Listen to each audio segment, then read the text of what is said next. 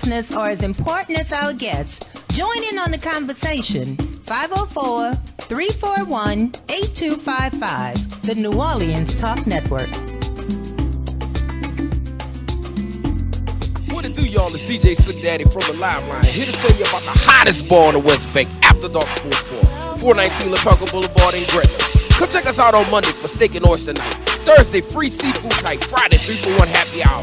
Saturdays, ladies night, and always open for parties. And then Sunday, Saint Sunday, oldie but goodie Sunday. Come find out what is hidden for at After Dark Sports Bar, 419 LaPelco Boulevard in Gretna. Doors open at 6, 12 p.m. on Sundays. After Dark is a non-smoking atmosphere. Hey, it's your girl Black Coco, and tune in with me Thursdays at 9 p.m. where we talk everything sex, from the latest sex topics to the latest sex trends and a few exotic dancers. Plus, you never know who might drop in. Tune in with me on the Pleasure Hour, only on New Orleans Talk Network.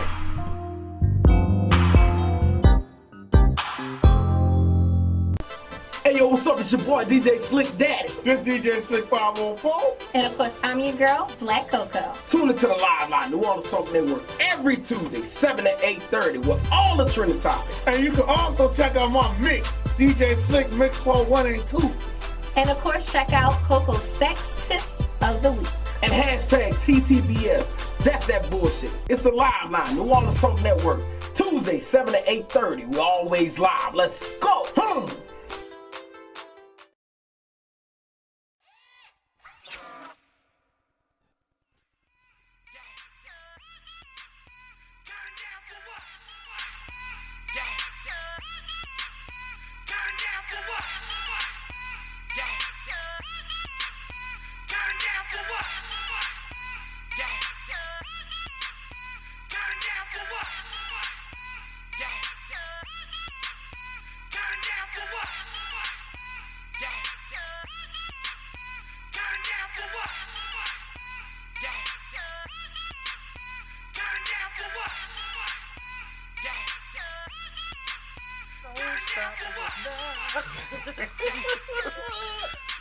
You see Drake, man. Miami. And he gonna be the old Drake. Houston, Atlanta, Vegas. Houston, Atlanta, Vegas. Oh, 08 Drake, baby. Oh, Lord. He might have to change his name. G Drake is in the building. Y'all know what it is. Filthy weekend. Oh, Lord. Listen, welcome, everyone. Welcome to FanView, Real Fans Talk Sports on the New Orleans Talk Network. This is your boy, Fred. G Sports, man. G Drake. G Drake is in the building. G Sports in the building.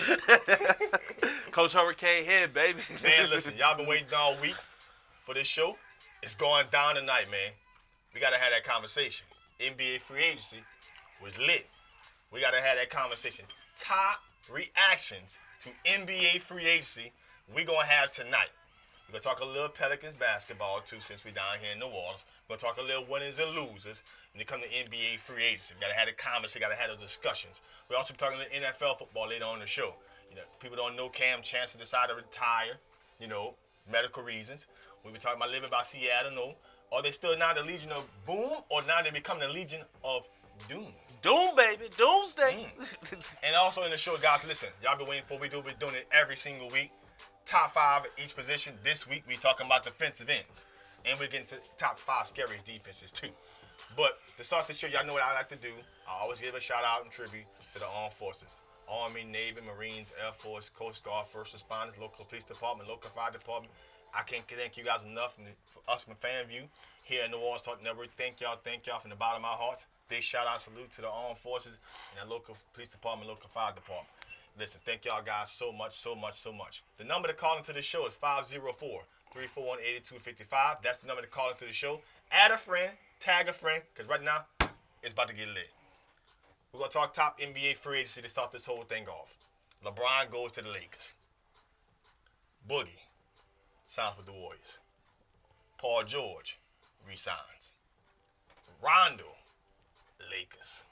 Julius Randle, Pelican.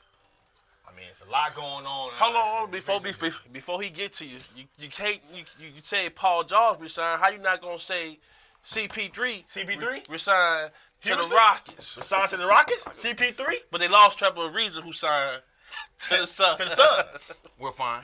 Trevor Ariza We'll be signed to the fine. Suns. We'll be fine. Don't worry about us. We good. You good? We good at You H-Town. Y'all got Capella back? Huh? We what? Y'all got Clint Capella gonna be good. Look, he a restricted free agent. So whatever the Lakers thinking about offering him, we're gonna match it. Okay? So don't worry about Clint Capella. He gonna be in H-Town. He like it. All right? Chill out. Michael White say, put Kawhi in Cleveland. Stop. Stop. Twitter link. Oh, yeah. Also, Twitter. If you want to follow us on Twitter, FanView NOLA. If you on Twitter right now, FanView NOLA is the place to be. Add in, get your comments in. We'll read your comments on the airway space also. So FanView NOLA is where we at on Twitter. Also follow the Wall Start Network on YouTube. Now, what's the biggest reacting in free agency? LeBron going to Lakers? Boogie. Derrick Rose say Boogie gay. No, this is the thing. Boogie gay. I gotta get it on out the way right now. First of all, I'm kind of sad that Boogie left for free. For free. I wanted a sign and trade so the Pels could boost the, add some pieces, kind of rob Peter Pay Paul? to pay Paul like the Nuggets did when they had to They got robbed. They actually won the trade because they shipped away Melo, but then they got Wilson Chandler, Gallinari, Felton, you know what I'm saying? What's my Melo? Yeah, Melo got robbed. Melo got But robbed. look, this Boogie to Warriors thing is not as sexy as people think. People are forgetting he got hurt after the All-Star game. Which means he got hurt this year. He didn't get hurt. I can see if he would have ruptured his Achilles last year at the beginning of the season. A totally different animal. You won't see this guy in the Warrior uniform until possibly January, February, barring any setbacks during rehab. Then two, I don't know if we pay attention to how the Warriors play. Boogie ass ain't about to run up and down that court. JaVale McGee fitted that offense perfectly because he runs. If Birdman was in his prime, that would have been Birdman. that would have been a good guy because these centers, those are centers that run. They are energy players. Boogie ain't about that running stuff. Then two, you put Boogie on the team where the whole offense got the green light, ain't nobody getting the ball. Where he get it, he's shooting it. They gonna have to change. They gonna have to change their whole style of play for Boogie. For Boogie? I mean, look, you don't bring you brought him in for cheap, but think about what Boogie. He there for a 1-year deal, so he's trying to prove himself that look, I can still play, I can still ball. Damn the team. He's not. I can see if you brought him like the ultimate teammate player guy, but this not that guy. You talking about somebody that was fighting AD for shots last year, when AD is clearly the better player on the team. 25 and 12, man. But here's the thing. It looked great as hell on 2K. Look, let me tell you, I'm putting it out there right now. If you try to play me on 2K with the Warriors, I'm quitting. I'm saying you're sorry. You can't play with no real basketball team. Because it's cop. Yeah. You can get the Warriors against me. Because it's cop in real life. You can get the Warriors against me. I'm like that. My game attack is G_PIF08. Look me up. You can get the Warriors. You get whatever the hell you want. Hey, look, when you beat them by 50, stop. At your boy. I'm like that. You know what I'm saying? I'm like that. I'm like that too, but I'm not about to play against no cop. Now, P.J. Brown says Paul George going back to OKC surprised him. But kind of surprised me too. You're going back to agree to play with the ball hard. But back on the Boogie, man. Boogie. Look, I'm telling you, man. Look, it's not as good as it looks. They could have used their mid-level exemption on anything else. Look, you talk about dealing the boat. How not use your mid-level exception to get a Trevor Ariza? Stick it to the team that could have beat you. There's so many ways you can win. $15 million. I understand. $15 million or come get you another ring.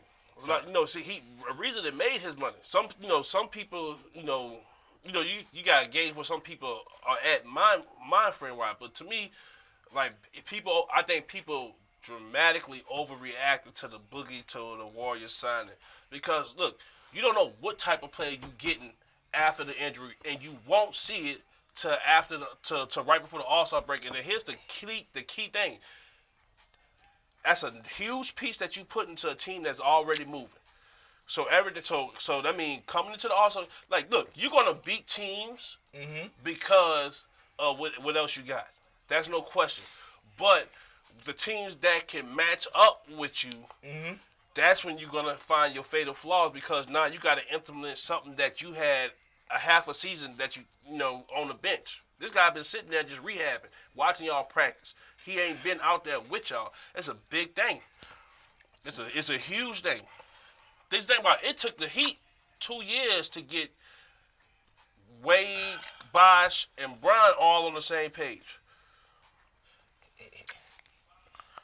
G Sports, what you got? I think that Boogie signing with the Warriors means absolutely nothing. I'm gonna piggyback a little bit off of what Big Hen said. The Warriors play up and down. They want to get out and run. They want to shoot the ball quick. They want to play a fast-paced game. Yeah. And if you watch Boogie when he was with Sacramento and he was with the Pelicans, Boogie wants to slow the ball down. He wants to play a slow-paced game. Boogie wants to float around the three-point line. He wants to kind of freelance, do his own thing. On this team, I just don't see the fit working. Now, what I will say that I see that Boogie does that probably will fit a little bit with them, he's a very good passer. He's good at passing out the post. He's good at facing you up, finding the man on the opposite corner. He does things of that nature. But far as like getting up and down the court, he's out of shape. He's been out of shape since he got in the league. So I think that's going to be an issue. I think the style of play that he plays, his game is not based off athleticism. His game is based off bully ball.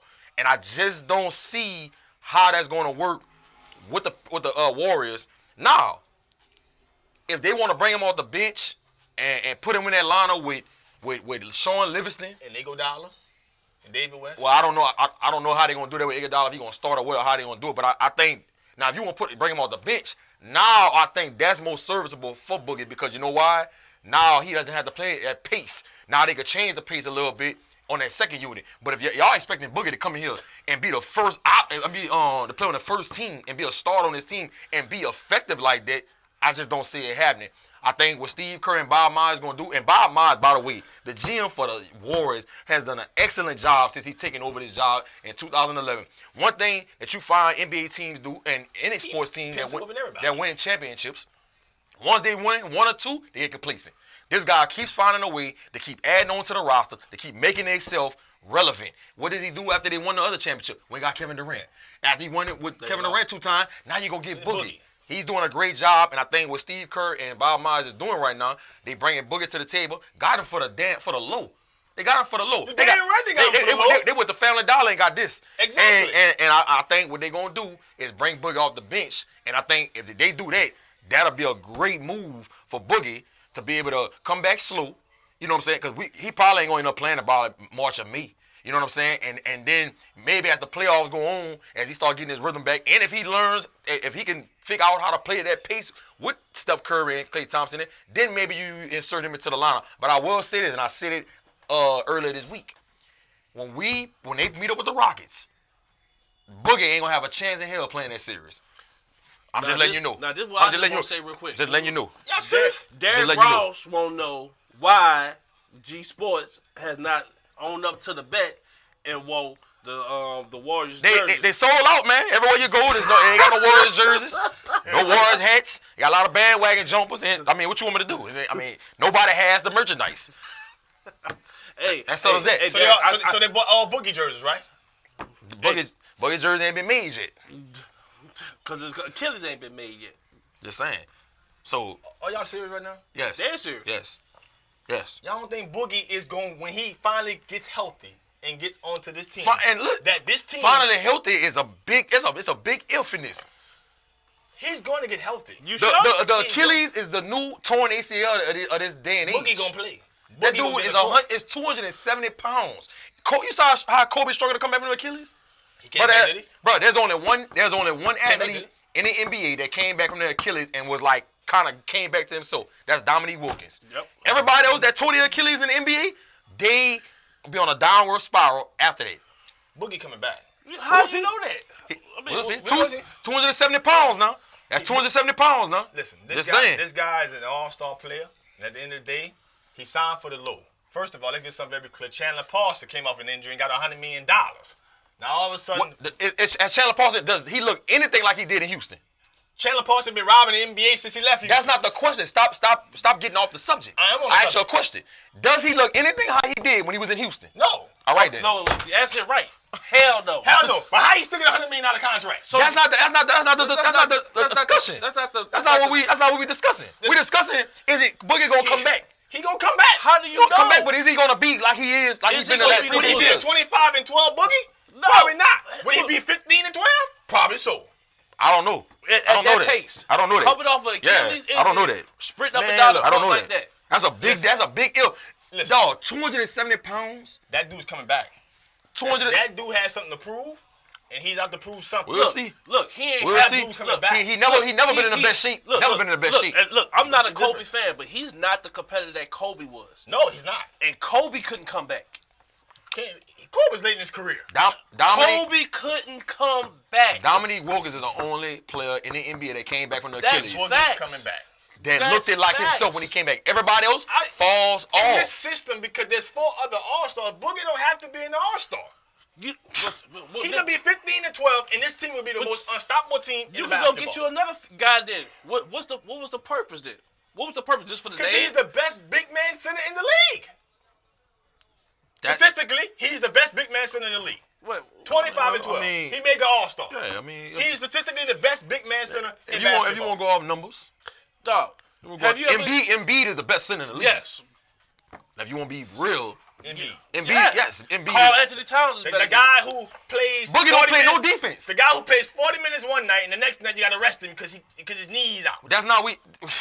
You keep on going off the subject. Who is better, Embiid Or Boogie. or Boogie? Boogie.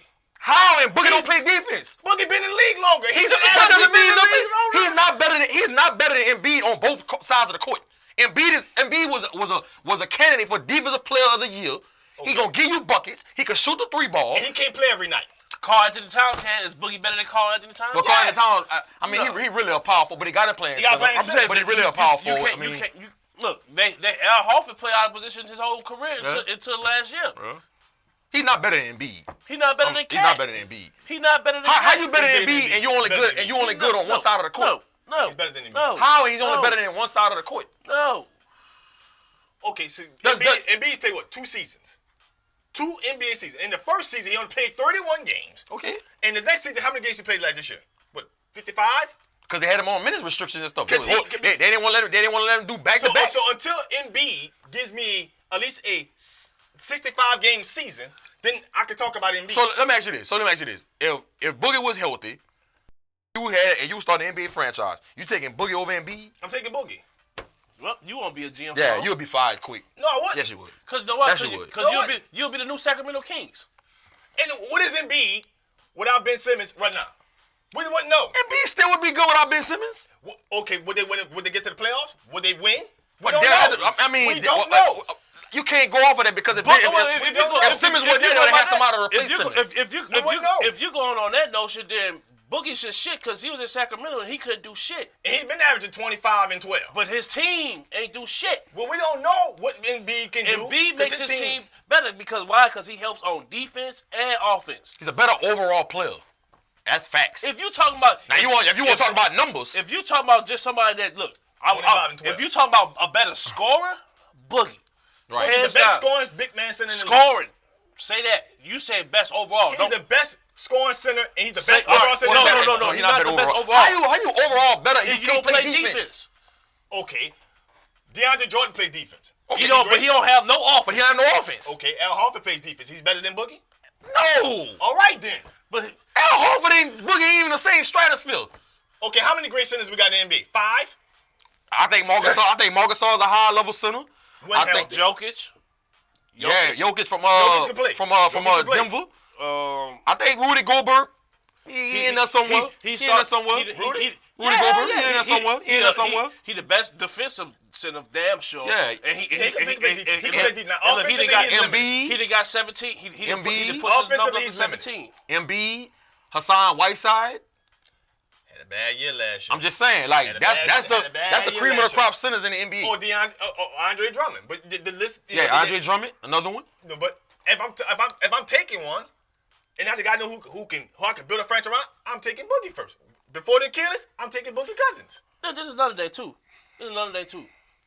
How Boogie gonna fit in with that in that system? Man, look, I'm gonna tell you right now. Elvin Dredger didn't run that much something different. No, this is what I'm talking about. I'm talking about like far as team chemistry. First time Boogie fuck up, Draymond That's gonna be the part he gonna have to figure out. Draymond gonna get in his face. And let me tell you something. Boogie ain't gonna back down.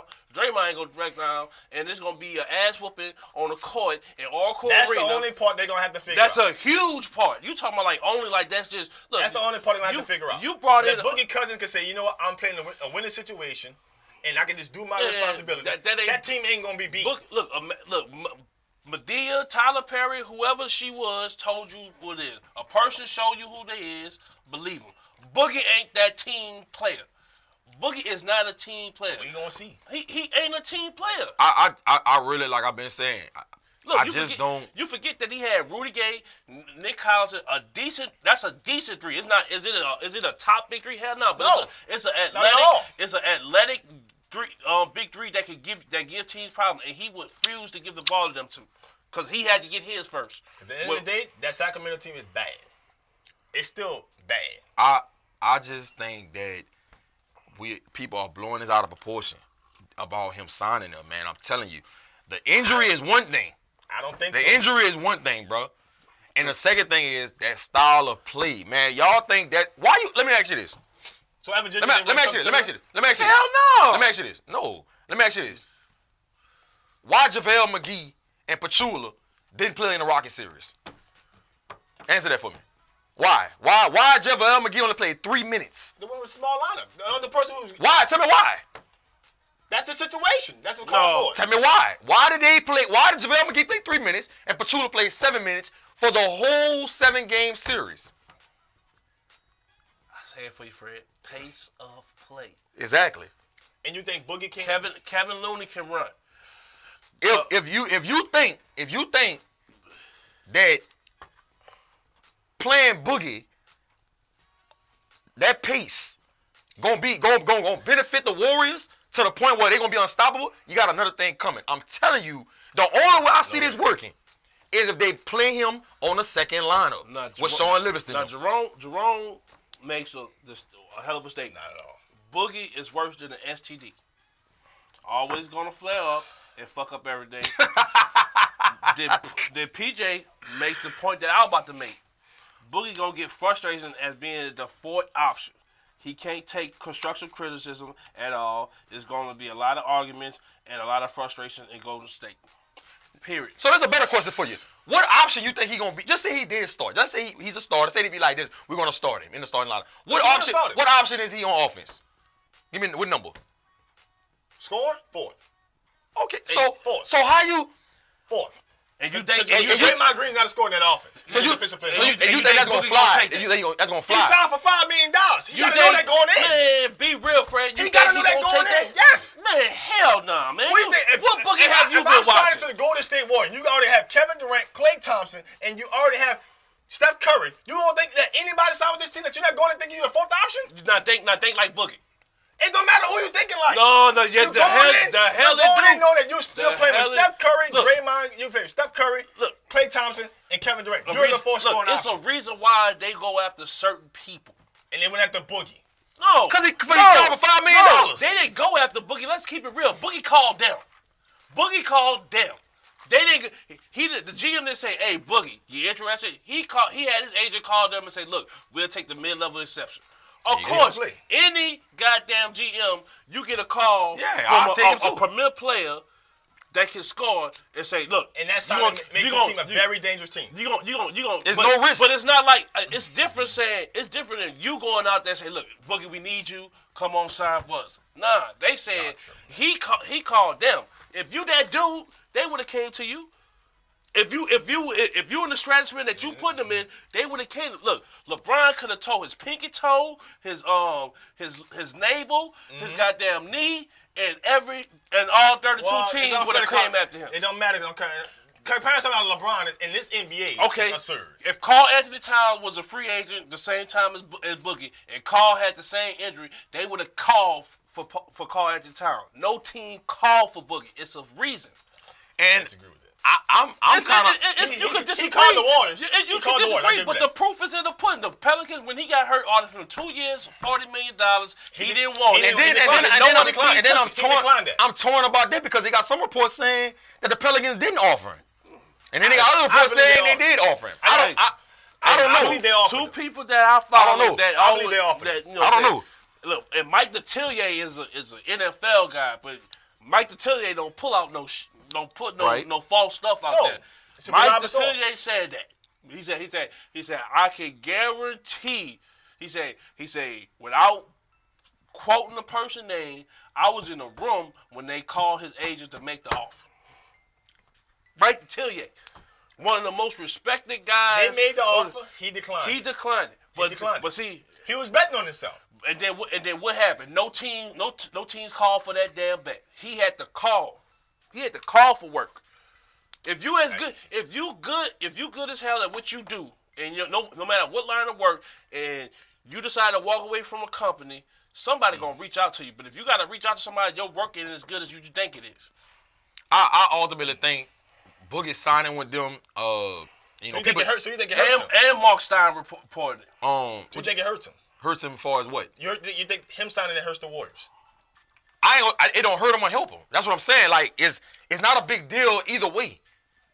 The only thing Boogie gonna get out of this is probably win a ring. You know, there's a good chance he's gonna win a ring, and he's betting on himself. I'm gonna tell you another thing Boogie's doing because the notion is out there that he's a bad teammate. He has bad character. So then you go play with the Warriors and you get that under your belt, and now people like this. So you would play with a championship organization. Now you understand how to do it the championship way. You know what I'm saying? And now you try to break the bank next summer. Yeah. And then I ultimately think he'll probably either sign with the Lakers, or he might come back to the Pelicans. But for everybody saying that Silver should have canceled the veto of the trade, this is unfair, and this and this and this, bro, it's not a big deal. It's not a big deal. Trust me when I tell y'all that. But this is this is one of the few positives I can say for the Warriors with this deal. It gives them something that they didn't have since Andrew Bogut and Festus Ezeli. A big man who was dominating rebound. Now, regardless of what you want to say about DeMar DeRozan, he is an elite rebounder. 12 rebounds a game. You know, he's an elite rebounder. They hadn't had that, but then the Warriors is also, as a franchise, has shifted. They don't give a damn about the center position. No, because they pace. They let Bogut walk. They let Ezeli walk. They all about pace. But they went got McGee and Zaza for league minimum. You know what I'm saying? Just because we know, look, JaVale, you can run, but you a head case at times. Mm-hmm. So Zaza, you a head case, but you a hustle. Look, they went and got Varejao. Nobody took a shot on Varejao but the Cavs. Right. They went and got him. Just to go like, all right, you can run. You can run. He can run. So they've shown you they got rid of the best center that they ever had in Bogut, and a promising one in Festus Ezeli that grew up in their system. They let them walk. Festus Ezeli hasn't even. It's a good point. You know what I'm saying? But what I'm saying is, so you trying to tell me that Boogie is better than all that and can keep up with the pace that they want when they showed you that they don't give a damn about that position because they have something that no other team has, and the ability to put a 7-foot small forward and look, just stand at the center position. We don't need you to bang, just stand there. You can put Draymond Green, look, just bang. We don't need you to, just do your thing down there, and we can bring an Iggy or somebody else off the bench and just give us. Boogie also brings to this team that when he comes back and he's healthy, he can rebound for them and he can get them second chance shots, and he could also. I'm telling you, Boogie's gonna come out here, but he's gonna also be a present for some teams who have situations like Clint Capella. He gotta be healthy. I think he's coming back healthy. He can't run with Capella. He. I'm telling you, the only way it's gonna work is they have him on the second lineup. He has to come on the bench. They got him in the starting lineup. It ain't. I just don't see it working. Just don't see it working. Another way that it'll work is if he's that 6 to 7 option coming off the bench. Yeah. And you taking a Steph and a Clay or Durant and a Steph. You limiting the shooters around him because he is the big man Carmelo Anthony. He's a black hole. All come to him, he stopped. Think about it. Look, when the Pelicans started going on a run AD and they was killing folks on a pick and roll situation, but AD started scoring way more points than Cousins, and he stopped passing the ball on the pick and roll, and he started shooting.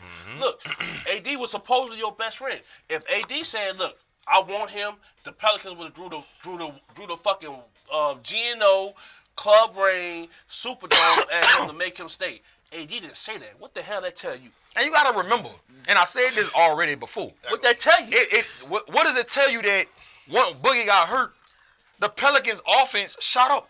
They started scoring 12 more points a game when Boogie got hurt. Why is that? You know why? Because they had more rhythm in the offense. The way you talking like Boogie Cousins should be at the NBA. No, I'm just saying. Me personally, certain fits to certain teams. Yeah, me personally, he just didn't fit with the Pelicans. Far as what the Pelicans was trying to do. Now I'm gonna read a few comments so we gotta get ready to go to break. Jerome was said Boogie is no longer no bigger than Livingston or David West. Golden State is gonna win the title anyway, with or without Boogie. You wrong. Quinn Young said y'all gotta remember Achilles tendon is a gamble. No team wanted to take the chance. If he didn't get injured, teams would have called. 25 and 12 as a center. Come on, man. David Bourgeois says Boogie gives them a post presence for the playoff games. He can easily play inside out all day with the shooters they have. And you cannot one-on-one Boogie in the post, which I agree with. You can't one-on-one him in the post at all. When he get down in the post, you can't one-on-one him. If that's the case, he would be scoring 50 points a game instead of 25. I guarantee you, when the Rockets play the Warriors, I bet he don't play. And if he do, barbecue chicken. Stop. Ribs. Stop. Pulled pork. What you like? you. You like brisket? Oh, you're right. Boogie getting brisket. Let me ask you this. You think JaVale McGee or Boogie is a better defender? Who better out of them? Who's a better player? Defender. Man, why you always gotta change the subject? Who is the better defender? JaVale McGee. All right then. So JaVale McGee didn't play nothing but 3 minutes in the conference finals. What the hell you think He gonna ain't happen with Boogie Boogie? Cousins either. He ain't the player. He ain't the same player that he is. Next segment. When we come back off and break, winners and losers of NBA free agency. Y'all stay tuned. And right now, Fred is losing. You losing big time. Stop. You losing big time. FanView real fast. You gotta stop getting off the subject. You know We'll what? be back in a minute and a half. I think you inhaled too much fireworks smoke on the floor.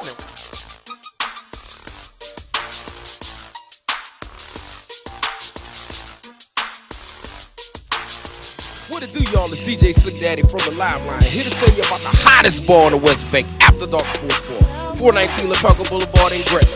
Come check us out on Monday for steak and oyster night. Thursday, free seafood night. Friday, 3-for-1 happy hour. Saturdays, ladies night, and always open for parties. And then Sunday, Saint Sunday, oldie but goodie Sunday. Come find out what is hidden for at After Dark Sports Bar, 419 LaPelco Boulevard in Gretna.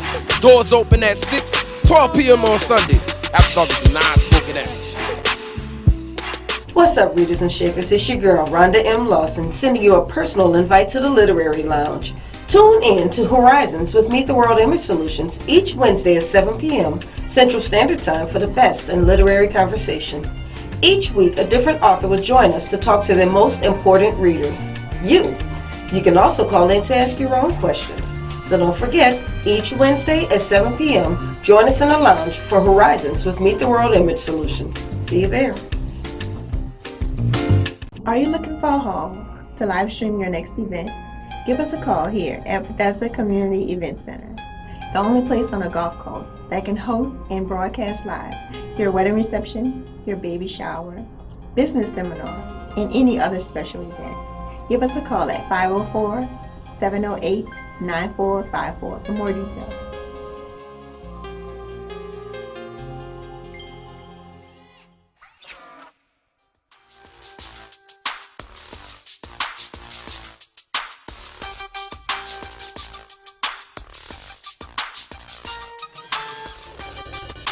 Welcome back, everyone. Welcome back. FanView Real Fans Talk Sports. Listen, we just had a great conversation. Top NBA free agents. You know, good 30 minutes in that.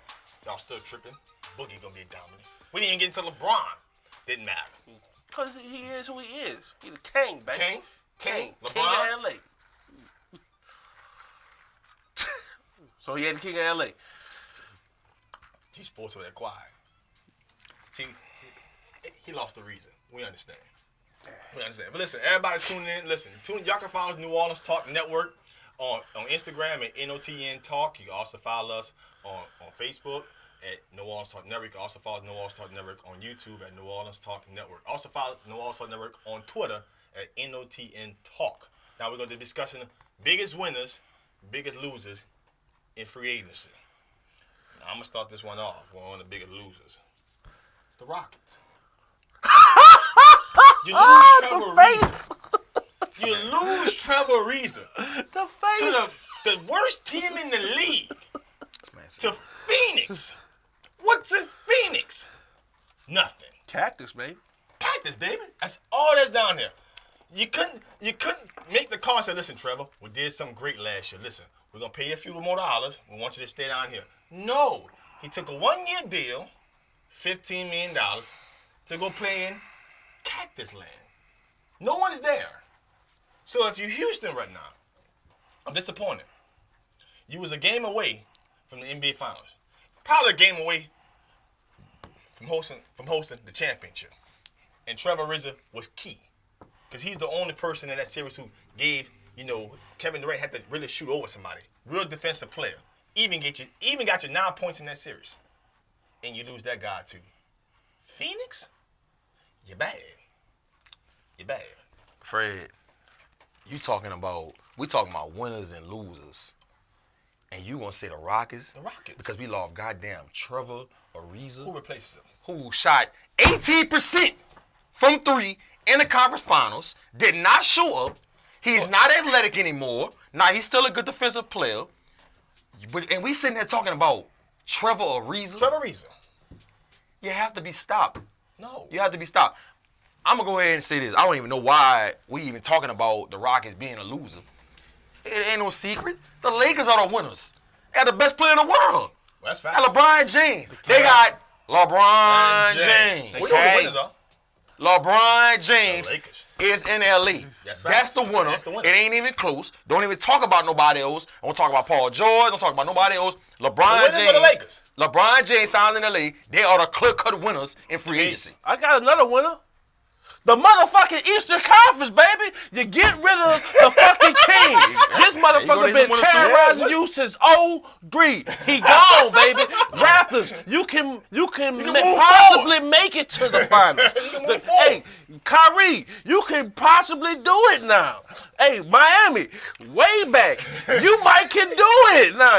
It's like the water ball over there. Everybody can do it. Boston, you can do it. Hey, the Sixers, you can do it. Look, it's a free fall over there. There you go. That's a good point. It brings parity to the East because all of the top, everybody that's number one in their position is in the West. Is in the West. The number one point guard, the number one shooting guard, the number one small forward, the number one power forward, the number one center, all in the West. Hell, they might have the number 2 and 3 over there too. If you're talking small forward, shooting guard, yes. You know what I'm saying? John Wall, Kyrie, they getting there they getting there somewhere. The Greek Freak gets in there at some point. Drummond, you got Drummond. You gonna have Porzingis. Porzingis. But the New York Knicks is such a shit show. You know what I'm saying? But to me, the East, this is the only thing about LeBron leaving the East that makes NBA kind of fun to me now. Because now I know that what Eastern Conference team is not gonna make it. If that makes sense. No matter where LeBron went, it was like LeBron could have went to the goddamn Detroit Pistons. I'm like, sorry, Detroit, you back in the finals. Yeah. That's just the fact. That's just what it's gonna be. How great he was. He moved the whole conference. Now you just open the door. And then the thing is, Cleveland, you lost a big dog. You lost a big dog. But now look, Kevin Love can go back to doing what he used to do at the Timberwolves. You got a young College Sexton in there now. You still got the pieces that you brought in from the Isaiah Thomas trade. Mm-hmm. They're young. Oh my gosh, Celtics. Look, you get 2 of your big dogs back. possible if you don't make no trades this season. Right. You don't have, and what it did is save LeBron leaving the East saves you. You don't have to go out there and force your way into the Kawhi Leonard sweepstakes. You didn't have to go sign a big name star because you made it to the conference finals last year without your two best players. Watch out, the Wizards. Hey, you can sit down and talk to Wall and Bill and say, hey, look, he gone. He gone. Y'all got to fix this shit because the only person in our way is the goddamn Celtics. That's it. Raptors, hey, you fucked up by firing your coach, but shit, you know what I'm saying? You got a chance with your roster. It's so wide open because, somebody's got to get knocked out in the playoffs. It's going to make it more interesting from the Eastern standpoint. Now, you might not have that top dog team that everybody they can compete with the Warriors, they can compete with the Rockets, they can compete with the Lakers. Well, you can open up that conversation if you don't know who is gonna make it. As far as the East concerned, that's correct. That's the beautiful thing. And I think by LeBron signing with the Lakers, it makes it good for the NBA because anytime the Lakers or the Bulls or the Knicks are relevant in the NBA, it's good for basketball because, they have a big fan base. And I've been missing a lot of these Laker fans talking all that stupidness on social media. So now they back. So now I can't wait till the NBA season comes so I could bash them on Twitter about my Rockets. So it's gonna be a good basketball season. But I tell you that the Lakers are relevant again. But I tell you who my biggest loser is though. Kobe fans. Because now you got to sit there and deal with LeBron being on your team. You can't say, man, Kobe better than LeBron. He playing for your team now. You got to hush that shit. You got to swallow that. You got to humble yourself. You got to humble yourself. You know why you can't say that? Because when they introduce that start line, they ain't going to say that the Black Mamba. They ain't saying that no more. Now. He's sitting there on the sideline. Now you got to cheer for the person that was the anti-Kobe person in the league. So much hated. Now you got to deal with it. You got to say that with it. You gotta root for the Lakers, knowing that number 23 is running the show, and not number 8 or 24. It's gonna have a lot of division in these homes. That make it feel good. A lot of division in the homes. And as somebody who don't have an NBA team, I'm just here for LeBron, baby, to let everybody know I'm here. I'm a Kobe fan. You know what I'm saying? But I appreciate LeBron. You know what I'm saying? So ain't no division with me. This ain't my second time being with the Lakers. You know what I'm saying? Look, I was a Shaq fan. Shaq retired. You know what I'm saying? That's the first time today. Look, y'all know Kobe signed the man. I'm LeBron. I'm LeBron. Look. Sign the man shoe, man. Look, you gotta sit here and look at a man that got more money than your idol. That's running a team probably better than your idol. He got more rings. He got more rings. Don't get it twisted. My dog helped him get that. My dog helped him get that. He helped him get 3. Yeah, you know what I'm saying? But now you got Shaq played a big part in that. He helped him get 3. I say he helped him get 3. Yeah. He helped him get 3. You know what I'm saying? Because look, we're not gonna be idiots up here. He helped him get 3. Oh, that's facts. You know what I'm saying? But you Kobe fans, y'all gotta deal with my dog being in a time. So if the Lakers win a championship within these 4 years, that's a great thing. What's gonna be the most humblest day is? You gotta say that not Magic, not Shaq, not Kobe, but LeBron has brought the ring back to Tinseltown. And I'm living for that day. He's supposed to. He's not the guy. Kobe's retired. Kobe won 5. He been the guy. They got a lot of people that's Kobe fans hoping LeBron come here and fail. Yeah. They hoping LeBron fails. But see, when he helped, because everybody wants Kobe to have that upper hand on LeBron. That's just what it is. When it comes to being and it's good, and that is good for sports. Hold on. It's good for sports. A Kobe fan has spoken. Come on here.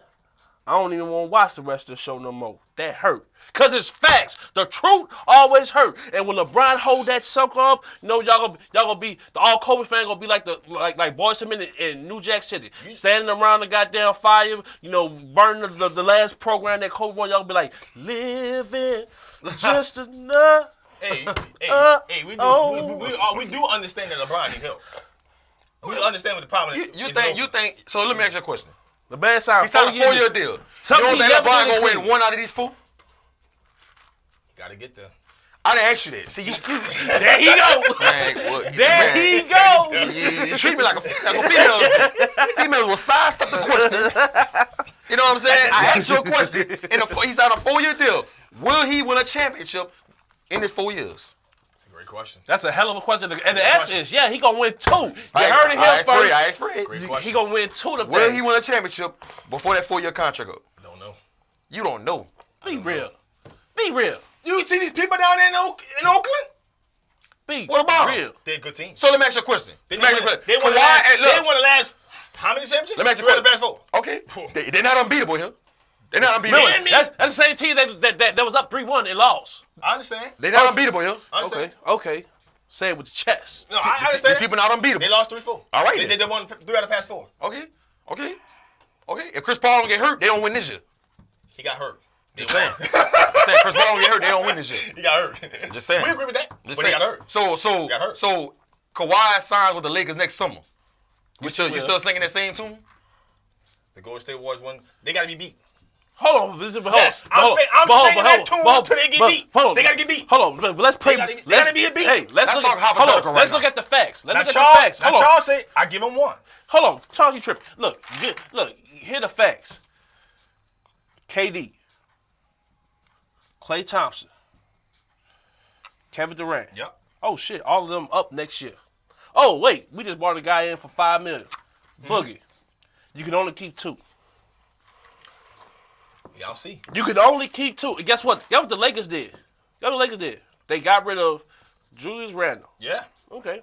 Can't Pelican. You brought a Rondo in. 1 year deal. You got LeBron in for 4 years, something he never did at Cleveland.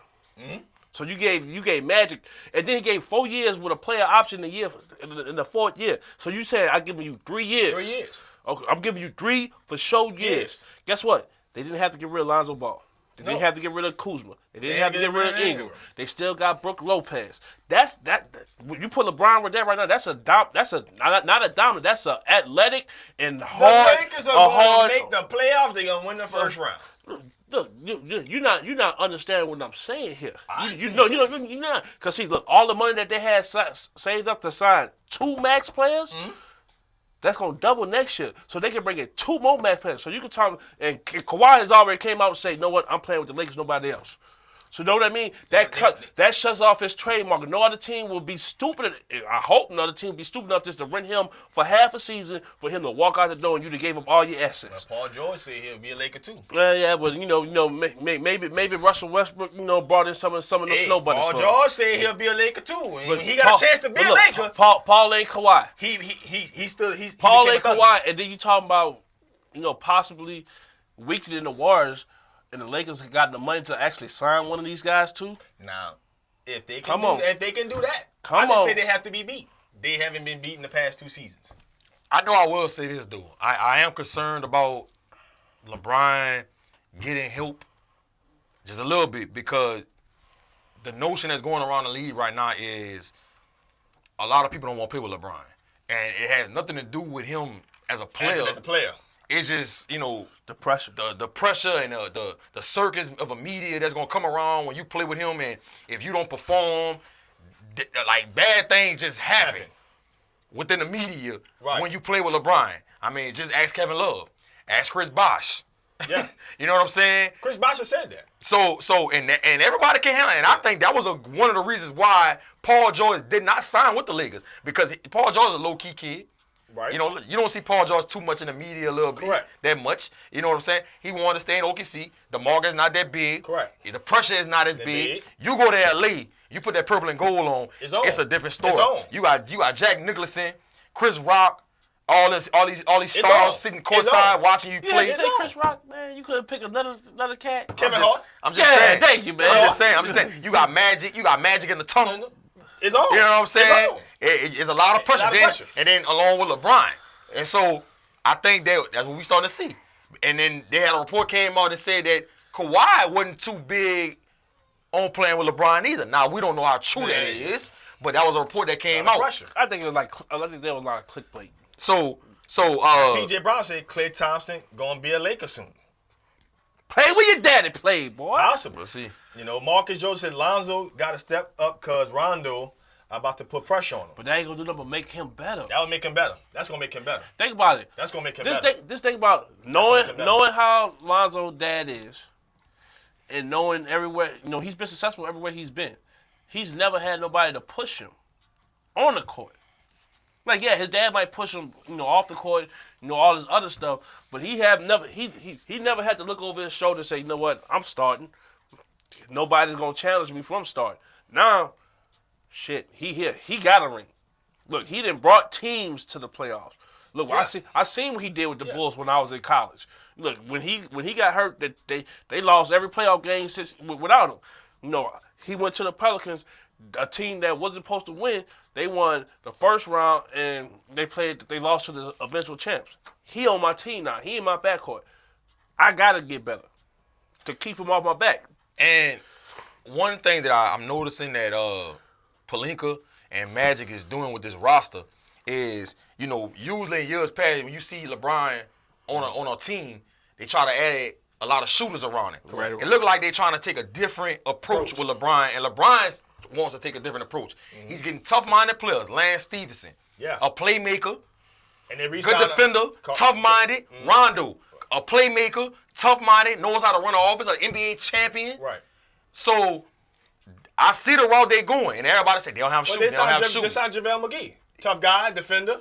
Yeah. You know what I'm saying? Kind of, had a lot of Shaq in the fool moments. Right. But he's a tough guy. Mm-hmm. So it looked like LeBron and Magic has had a meeting, and they're like, look, let's change the type of player we put around you. Let's try putting these, like some Rough Riders around you, people that can mentally handle the 82-game season of playing with you, going through the media, going through the struggles and the pressure of playing with you and playing in L.A., and let's see how this goes. Mm-hmm. And I think the only shooter they got left on the market is Wayne Ellington. I think they ought to sign Wayne Ellington. But they got Contavious Caldwell-Pope. That's going to be a good shooter for us. A good two-way player, too. Right, yeah, he's good. And 6'6" kid. Right. But I think if they could add Wayne Ellington, him and Caldwell-Pope, and Ingram will shoot the ball. Yeah. Ingram will shoot the ball, too. You add them, I think that'll be a good nucleus around LeBron. To piggyback on what you said, I see your mindset, how you said. I see it as another way. Yeah, they signed a tough player, but I'm seeing them signing guys who can take the ball away from LeBron.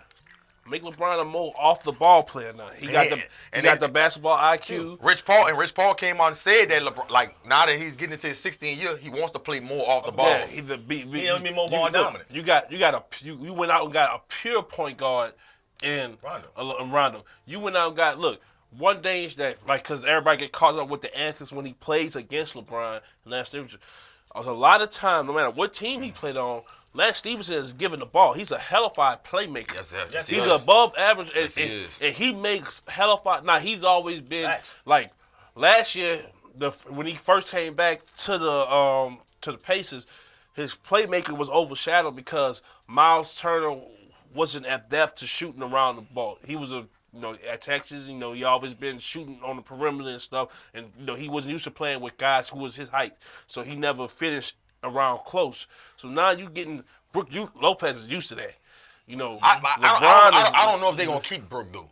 No, but he's an unrestricted free agent. I think they don't want to sign him to too much money. But but it's one of those look, you didn't have to use your mid-level exception. Right. To me, it's all positives to keeping it. I don't see nothing negative with keeping them because now you can say, look, if we want to go big and bully people, we can go JaVale and Brook, LeBron. You know what I'm saying? You could. Because see, Kuzma, Kuzma and JaVale or Kuzma and Brook Lopez. I think that'll be a better front court than having them both play together. But because they about no matter what, coming off the bench, you're gonna have one of them coming off the bench with all these younger players. And you talking about let's say they sign, let's say Brook come back, and Brook is in the starting lineup. You talking about coming off the bench, Contavious Caldwell-Pope. If he don't start though, that's true. Mm-hmm. Rondo or Ball, right? Lance Stevenson. Well, I think Lance Stevenson may come off the bench. You got I said off the bench. Yeah. You know what I'm saying? Off the bench, you got Rondo or Ball. Right. Josh Hart. That's hard. Another Lance Stevenson and McGee or Lopez. And don't forget about Mo Wagner, who they drafted in the first round from Michigan, who was a stretch shooter. Yeah, I think he's going to be this day and age Channing Frye. Right. Yeah, You know what I'm saying? I can see. You know, you always want to have. I was like have a player like that. Rashad Lewis, but maybe not as knocked Mobile. down. Yeah, because but he Rashad- can shoot. He can shoot it. Though. Rashad was And was the biggest thing with the Lakers is going to be the fact that at the end of the day, I don't think this season is going to be the season for them to win a title. But I think this is the foundation. Unless Kawhi gets traded though. But this is the I think this is a foundation because they still have. You got to understand the 2019 class. You got a lot of capable free agents. Kawhi being one of them. Klay Thompson being another. So you can always say, okay, this is a long-term situation. This is not something you got to look at. I got to win this year. Here's the thing. That's how I imagine you looking at. Here's the thing. Here's the beauty of it.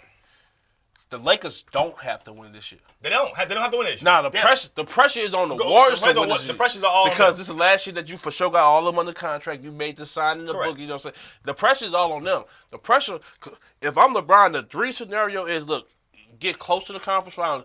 Get these guys who's not used to playing this many games in this many minutes and playing this type of basketball. Because look, like they might have been in tough games, but they hadn't been in playoff games. Correct. Where it's win or go home. You know, Right. like game 5, you got to close out.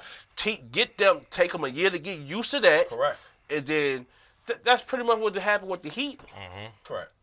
You know what I'm saying? They were just better than everybody until they met the excuse me, the Mavs the first year. The Mavs was just the team of destiny that year. They was ready. And LeBron played like a hoe. Yeah, you know what I'm saying? And they was ready. The next year is like everybody was ready. It was easy. You know what I'm saying? But my thing is like with LeBron, you're going into your 16th year. I'm just not big on just wasting a year like that. But see, you're going into your 16th. You is wasting a year. You are wasting a year. You're in your 16th season, and you know this year y'all probably ain't gonna win a title unless Kawhi gets traded there. But see, this is the thing. If it's not gonna happen. What's good in making it to the finals, and these guys just like look, y'all just let's just say the dream scenario happens. They make it to the finals, they gonna win it. No, I'm saying let's say the dream scenario happens. They need a team that No. Listen to me now. Listen to me now. Let's say the dream scenario happens for the Lakers. Let's say they match up with OKC, knock them out the playoffs, and that means the Rockets get the Warriors. The Rockets knock the Warriors out the playoffs, and then that's a brutal series. They not, you know what I'm saying? They coming in, and then they got to play the Lakers, who who didn't play as brutal of a series, and just as elite and problematic as a Warriors team on a different front, not from a shooting point, but on a physicality front. And they get past the Rockets, and then you got them and a fully healthy Celtics, who can go, who is capable with a fully healthy lineup, capable of going 7 to 8 deep. Right. You not there yet, and the Celtics win. Right. So it's like, all right. Now these guys know what it takes. We added another key person this offseason, and now I got 3 years, and I can go home and retire. Give me 2 out of 3, I'm good. I walk away with 5 rings, enough for each for one full hand. A lot of people can't say that. I think he's I'm cool. I think the Lakers, even if they don't get Kawhi this summer, they gonna get him next summer. I mean, that's how I feel. Going into this year, they're the 3rd best team in the West. Yeah. They're the 3rd best team in the West. Hands down. Straight up. You know what I'm saying? And it's the Warriors, Rockets, Lakers. Nah, PJ makes a point. I think he was picking back on what me and G had said. LeBron is trying to take the wear and tear off of him playing all those minutes and being a primary ball handler. It's very tiresome playing with a bunch of guys who can handle the ball and save your energy and your body is just going to extend his longevity. Right. Because you got to think, too, LeBron, if this wood, no, I need fucking wood. LeBron has never had significant injury. Had a major injury. Right. He's the most durable. I mean, he's spending $1.7 million on his body every year. You know what I'm saying? But you know what I'm saying? He's the most durable NBA player with he's the most durable we've seen. Timo, come on, listen. Timo, look. I respect you as a former basketball player. You always got good instinct, but this right, you're smoking the same stuff that Fred is smoking. You trying to tell me how in the hell y'all think OKC is better than the Lakers? Hold up. Please. Especially you got Westbrook on your team. Hold up. Stop it. Stop it. T-Bone, man, look. I drink good bleach. Look. Maybe, I don't know what the hell. I drink chloride. Somebody else just told me this in the barbershop. Somebody else in the barbershop told me that. They talking about OKC better than the Lakers. I'm like, how? What's really going on in the river parishes? Is the river ain't flowing right? I don't know. The river can't be flowing right down there. Maybe I'm wrong. The wrong kind of flow. I don't know because ain't no way in hell OKC is better than the Lakers. You gonna stop? It's not. It's not. You gotta stop. It's not true. Listen, man. That's not an opinion. That's a fact. As long as you have Carmelo Anthony, I don't want to talk about this team. Until you say buyout. until it says he's been bought out. I don't want to hear. Y'all paying this man $27 million this year, man. Just to sit. Hey, look, and Stop, man. And he memeing y'all. Yeah. He memeing. Friday night. I mean, and he got a lot back. You can't tell him nothing. Billy Donovan is a puppet. Okay, scared for his life when he's around Westbrook. Y'all think Westbrook gonna still? Y'all think he gonna change? Please don't hit me, Mr. Westbrook. Yeah. You think he gonna change? This dude gonna still play the same way he been playing since he got in the league, and that makes it even more mind-boggling. Why the hell Paul George signed back? I don't know if Westbrook put something in his drink that night. He got something on. He got something on Paul George. I don't know what it is, but why did Paul George sign back to play with that dude? That's beyond me. That's beyond me. T-Mo talked to us about the OKC next Monday. He said he won't be on the roster next month. Hey, Keem, I think he right. I think he might have just woke up from that drink. I don't know what T-Mo drinking, man. What it is. I don't know what he's drinking. We got to take our break. We got to take our break, man. We coming. Hey, look, when we come back, we talk NFL, right? Gotta get some NFL. Well, we'll address the Pelicans a tad bit. Then we gotta talk NFL. There you go. Gotta talk Pelicans. I gotta talk about the Pelicans in the water. Then we gotta talk about some of their options. I talk about at least the option. Then we gotta address that football. Y'all stay tuned. FanView, Real Fans Talk Sports. Where the bleach is clean. Yeah. And the flow flows the right way. Stop it. You gotta stop with the Thunder. The Thunder gotta go. You got Melo. You're bad.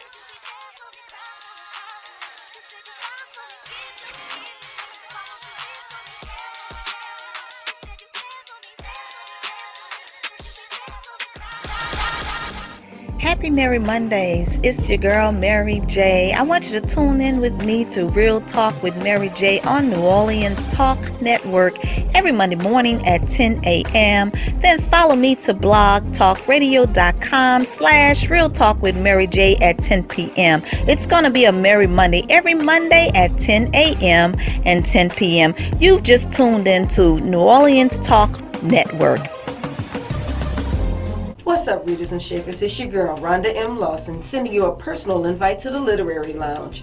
Tune in to Horizons with Meet the World Image Solutions each Wednesday at 7 p.m.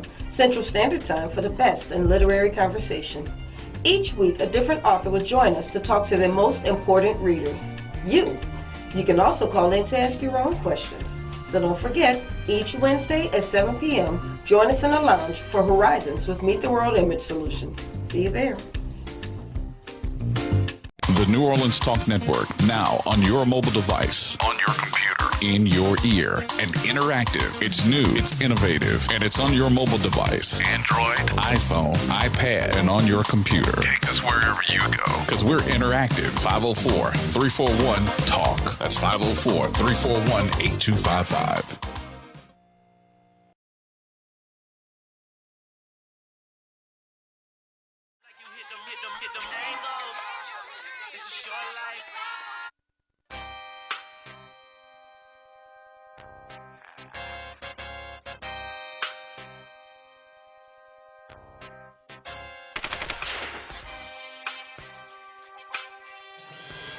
I'm gonna catch Boy, you gotta see that video, boy. It high drop.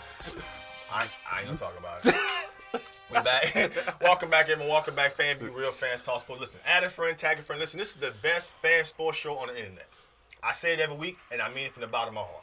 This is the best fan sports show on the internet. And that's no Facts. Facts. No bleach. No bleach, no none of that. Best fan sports show. Add a friend, tag a friend, like our fan page on Facebook. Follow us on Instagram at FanView Live. Follow us on Twitter at FanView NOLA. And also follow New Orleans Talk Network. Yes, sir. NTN Talk on Instagram and Twitter. Listen, we down here in New Orleans. Gotta address the little Pelicans. What are some of the options? For people who don't know, we signed Julius Randle. Why? We still, unfortunately, have the guy who don't get haircuts, and Solomon Hill. We signed Alfred Payton, who I honestly think there's a very good addition to this team. He's a young, athletic player who can play the game very similar to what Rajon Rondo did. May not have the experience because obviously, not playing for a championship team like Boston, but the way he approaches the game, the way he can distribute the basketball, I love the addition, especially for $2.7 million. Right. And a hometown kid. And he's a hometown kid. But still got some holes here. Obviously, you lose Boogie Cousins to the Warriors. Did we really upgrade this team? What are some of the options still left in free agency for the Pelicans? I think that getting Julius Randle was a great addition. That adds much needed athleticism to the Pelicans, which they was lacking last year. The only thing about right now that I'm kind of skeptical about is I want to see Anthony Davis play the 4. I really don't like him playing the 5. I like to see him play the 5 in spurts during the game, but for a whole 48-minute game, I don't want Anthony Davis getting beat up and playing that physical game with these 5s, the Andre Drummonds, the Boogie Cousins of the world throughout an 82-game season. And you already know he solved his tissue. Right. You know what I'm saying? He already has durability issues, so I want to see him play the 4. But when you want to switch that pace up a little bit with him and Julius Randle in the front court together, I like seeing it. Right. I think we gotta find somebody like Check Diallo. I know he's not a true center, but he can play the center position. Right. I think he's a guy that might come on next year. He's gonna be going into his 3rd year. Right. Young kid. Rebounds the ball real at a high level. Plays good defense. So I'm hoping he could be the one that they emerge as that player that could play the 5 for the Pelicans. Right. Greg Monroe is still out there. I don't know if that's something that Dale Demps is looking at. But Greg Monroe is a person that can play the 5 for us. Even though I think his career is on a downward spiral. He doesn't look like the same Greg Monroe he was when he was with the Pistons. Correct. But I think that'll be a good sign. I think ever since the trade from the Pistons to Phoenix, it's kind of that was stuff. No, to the Bucks. To the Bucks. Right. Bucks. I think that'll be a good addition. Ian Clark. I think he's a restricted free agent. I'm restricted free agent. They got to get him back.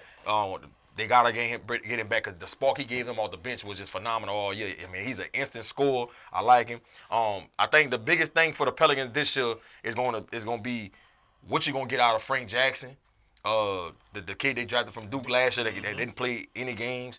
That's going to be big. And don't forget, we still got Mirotic. Yeah. I like Mirotic. You know what I'm saying? He's going to be a good player to come off the bench and give you some points. Correct. I'm pretty sure they're going to interchange him and Julius Randle. I don't know who they're going to probably start out of them two, but I like having a guy like Julius Randle who could take it rim to rim, give you that athleticism, and then switch it up and get Mirotic who could be your stretch 4. So I like that. And like you say, Alfred Payton is a younger version of Rajon Rondo, bigger guard, can rebound the ball at a high level, can orchestrate that thing, be a good facilitator, can't shoot worth a damn, but I think he could be a good addition, and he's playing at home, and we got him for the low. So I think that's going to be a good addition. I think the Pelicans probably going to be the 6th, 7th best team in the West. They're probably losing the first round unless they make a big-time trade at the trade deadline. I think we piggyback on what you said. I want to see AD at the 4. I want to see him more on the wing. I want to see him in the middle. I thought Julius Randle is a good thing. I think we jumped out there a little too fast. I would like to see if we could have. He's gonna be mad. I would just like to see if we could have got a Clint Capella. I would have liked to see that. The Rockets keep losing. But here's the thing. That would be a good addition. Here's the thing. Absolutely. In order to get better in your conference, you got to hurt another conference foe. Agreed. That's just the legality of it. And then here's the thing. Let's say the Rockets do match whatever the Pelicans had offered them.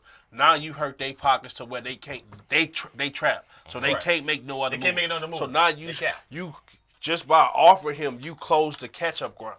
Correct. That you know what I'm saying? You see what I'm saying? But now with signing Randle, you don't have that to offer to close the catch-up ground, if that makes sense. Because you got to make a viable offer that you can back up. You still got Solomon Hill on the thing. You got to find some type of real way to get him. Buy him out, do something. Free yourself from that. Find him a ball boy. You know what I'm saying? And then we need to get a shooter. You got. You know what I'm saying? You can't just swing the ball to Meritage and let him, because we seen that happen in New Orleans before when we just had Page Stojakovic. Right. One shooter's not going to get it, especially in the NBA. Drew Holiday is more deadly as driving and kicking, like the Alfred Payton signing, because you seen Drew grow more back when he was back at the shooting guard position. We don't have Jordan Crawford no more, huh? Yeah, it's still got Still on the roster. He's still a valuable piece of team. You got to re-sign Ian Clark. Find you another shooter. I don't care if it's a veteran guy. Hey, Nick Novak, you out there? Look, you can knock it down. Go get you. That's a good name. You know what I'm saying? Just God damn, he was so knocked down at Marquette. You know what I'm saying? And with the Knicks, look, Steve Novak? Yeah, he knocked down threes. You didn't need him to do nothing else but shoot the three. Look, go get you Kyle Korver. Go get you. Well, the Cavs are not gonna get it, but see, play that market. See what you can get. See, hey, Cavs, look, give us JR. Yeah, I mean, it's not a good fit. Like, take Solomon Hill, give us JR. Right. You know what I'm saying? Take Eton Moore, give us JR. Right. Get something to get you back into something that catches the eye of a potential free agent. Right. Oh, AD and that? Oh, all right. No, I'm not saying JR gonna catch the eye, but it's like, all right, that's not a prominent name in the league. Right. That then came. Right. You know what I'm saying? And is willing to stay. Get you somebody like that. But other than that, man, they doing because they cash strapped, so there's not much they could do. Reality is, I mean, you got Etuan Moore, which I didn't think had a bad season for what his contract is. He actually stepped his game up. The biggest issue is at the end of the day, a guy like Solomon Hill. I know we did a show earlier on the live line. You brought up Kim Bazemore out of Atlanta. Somehow we can make an acquire a player of that caliber. I think that would be a good asset to this team. A guy who can stretch the basketball court, play the two. If you need to put him at the three for a while, he can do that for some time. Make some good buckets. On this team, he'll be your third best player. So it's the situation you want him in. You don't want him to be your second, or your first, number one player in your team. But if he could come in this team and be not every night, but situation that he's your third best scorer in this team. That's a good situation. You got to try to find a way to get a player of that type of caliber. Now, a player I would like, but right now the cap isn't really there, restricted free. I like Zach LaVine. Now, granted, he's not a three by any means, but I love his athleticism. When he's healthy, he'll dunk on your ass. I love his athletic nature. Now, granted, it's going to be a stretch for this team to acquire a player like that because he's a restricted free agent by the Bulls. I think the Bulls going to try to match any deal that any team put on him. But if somehow, some way, the Pelicans could look to acquire a guy like that and get him on his team. Now, granted, it's not the fit that solves the problem. They need a wing, but I love his game. And if they can find a way to get a player like that, boy, watch out.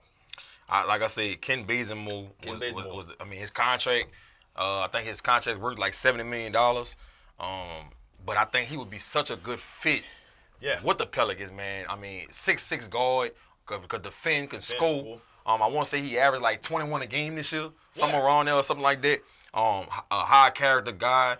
Just adding him with somebody like Anthony Davis and Drew Holiday and Alfred Payton and Meritage and Julius Randle. I just think that'll be a great fit for what Alvin Gentry like to do with that offense. He can take it off the bounce. He can spot up and shoot. A lot of things he can do. And, people just don't know about it because he played for the Hawks. And they've been abysmal for the last 3 years. I remember he was in Golden State backing up Clay and Stephen. The thing is, what they'll just probably have to figure out is how can you make a good deal to make it attractive for the Hawks to won't send Ken Bazemore our way. Correct. And to me, I mean, if you got to give up Meritage, if you got to give up Etuan Moore and Solomon Hill, which I don't see them wanting to give up, I wouldn't see the Hawks wanting to take Etuan Moore's contract and Solomon Hill's contract, but it might take a Meritage and a first-round pick. Correct. You know what I'm saying? Because a lot of people thought that when he signed that 4-year deal for $70 million with the Hawks, a lot of people thought he got overpaid. Yeah, but you can't give up a first round. This is the reason why you gotta start preparing for the future.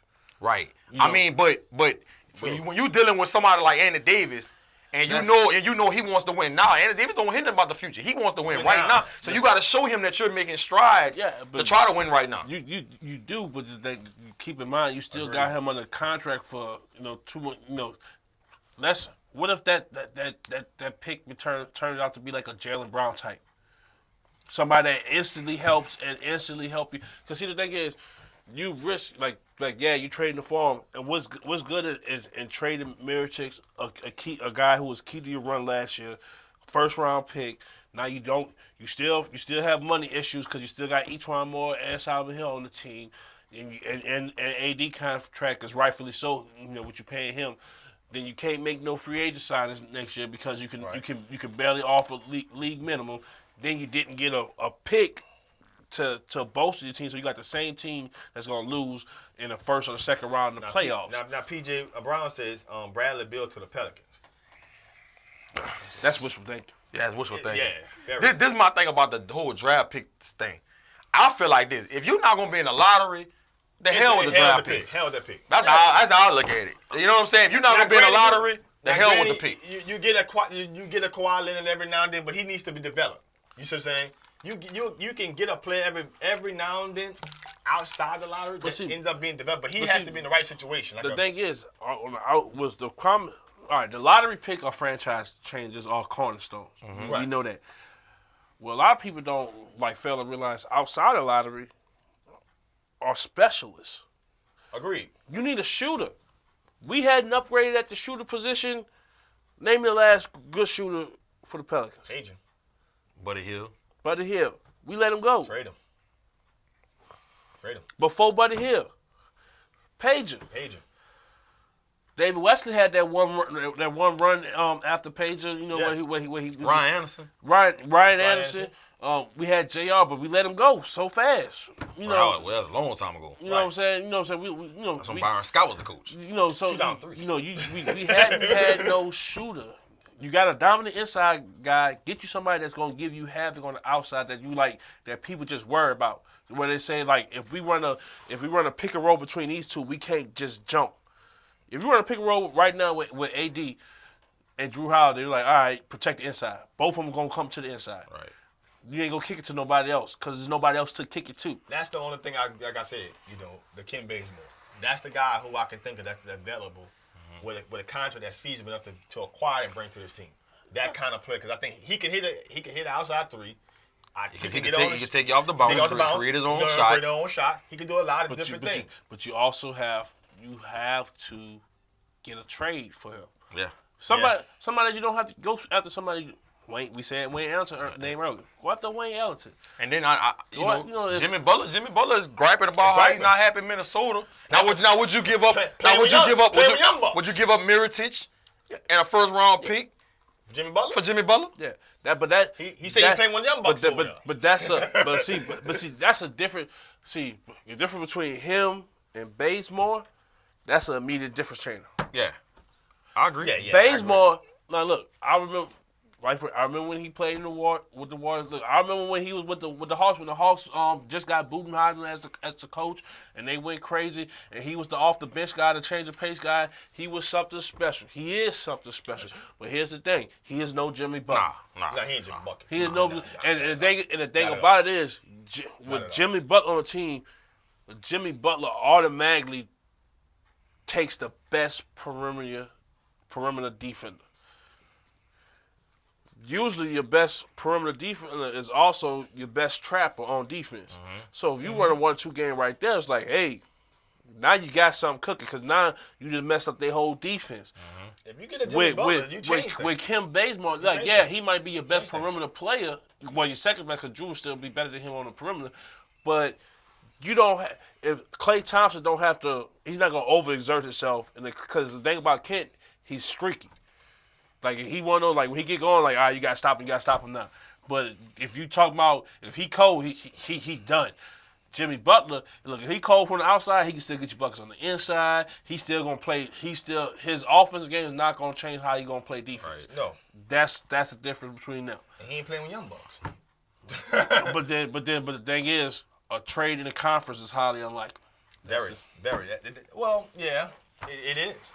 It is. But the Pelicans got some choices. One, they got to add a center. I agree with you. I don't like seeing AD at the 5. And if you're gonna do it, it can't be for 48 minutes. I mean, in small lineup situation, that's a good thing. But overall, you still need a center to start on this team. And somehow, some way, you got to find a way to get Solomon Hill haircut and see if you want to play basketball. Yeah. And if you don't, then you got to figure out how to remove him and move on and get yourself a wing in here. Get somebody a Jimmy Butler. I seen better wings at Wingstop. I seen them at Hooters. Moving on. They got wings and breasts at Hooters though. Moving on. NFL. Football. Next month. Around the corner. The real sport is here. The contact physicality sport. The most intriguing excitement sport in the United States. Football. In the world, Craig. You got some news out here. News is Cam Chancellor retiring. Can't get healthy. Guy got to hang up the cleats. Since over the past couple of seasons, we've seen a lot of changes in Seattle. Starting off with the defensive line. You've seen guys like, Bruce Irvin, lead for Oakland. Now guys like Cliff Averill, no longer on the team. Michael Bennett, Eagle. Richard Sherman, 49ers. Cam Chancellor, retiring. Earl Thomas, want a new contract or want to be traded. A lot of changes happening in Seattle. This is still the Legion of Boom, or this is now official Legion of Doom down there in Seattle? Is everything going from, going to 2 Super Bowl championships to a team being top 10? Man, let me tell you. What's up in Seattle, man? It's the Legion of Doom. And Legion of Doom. And it's been a Legion of Doom for a long time coming. This is the thing. First of all, when they had a chance to do something great, win 2 Super Bowl back to back. You try to make Russell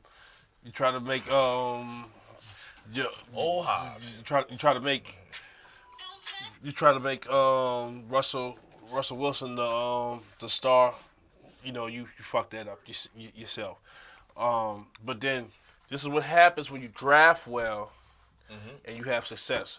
People want to get paid, especially in the NFL. Facts. You know what I'm saying? Because it's a contact sport. You know what I'm saying? You're not gonna be them.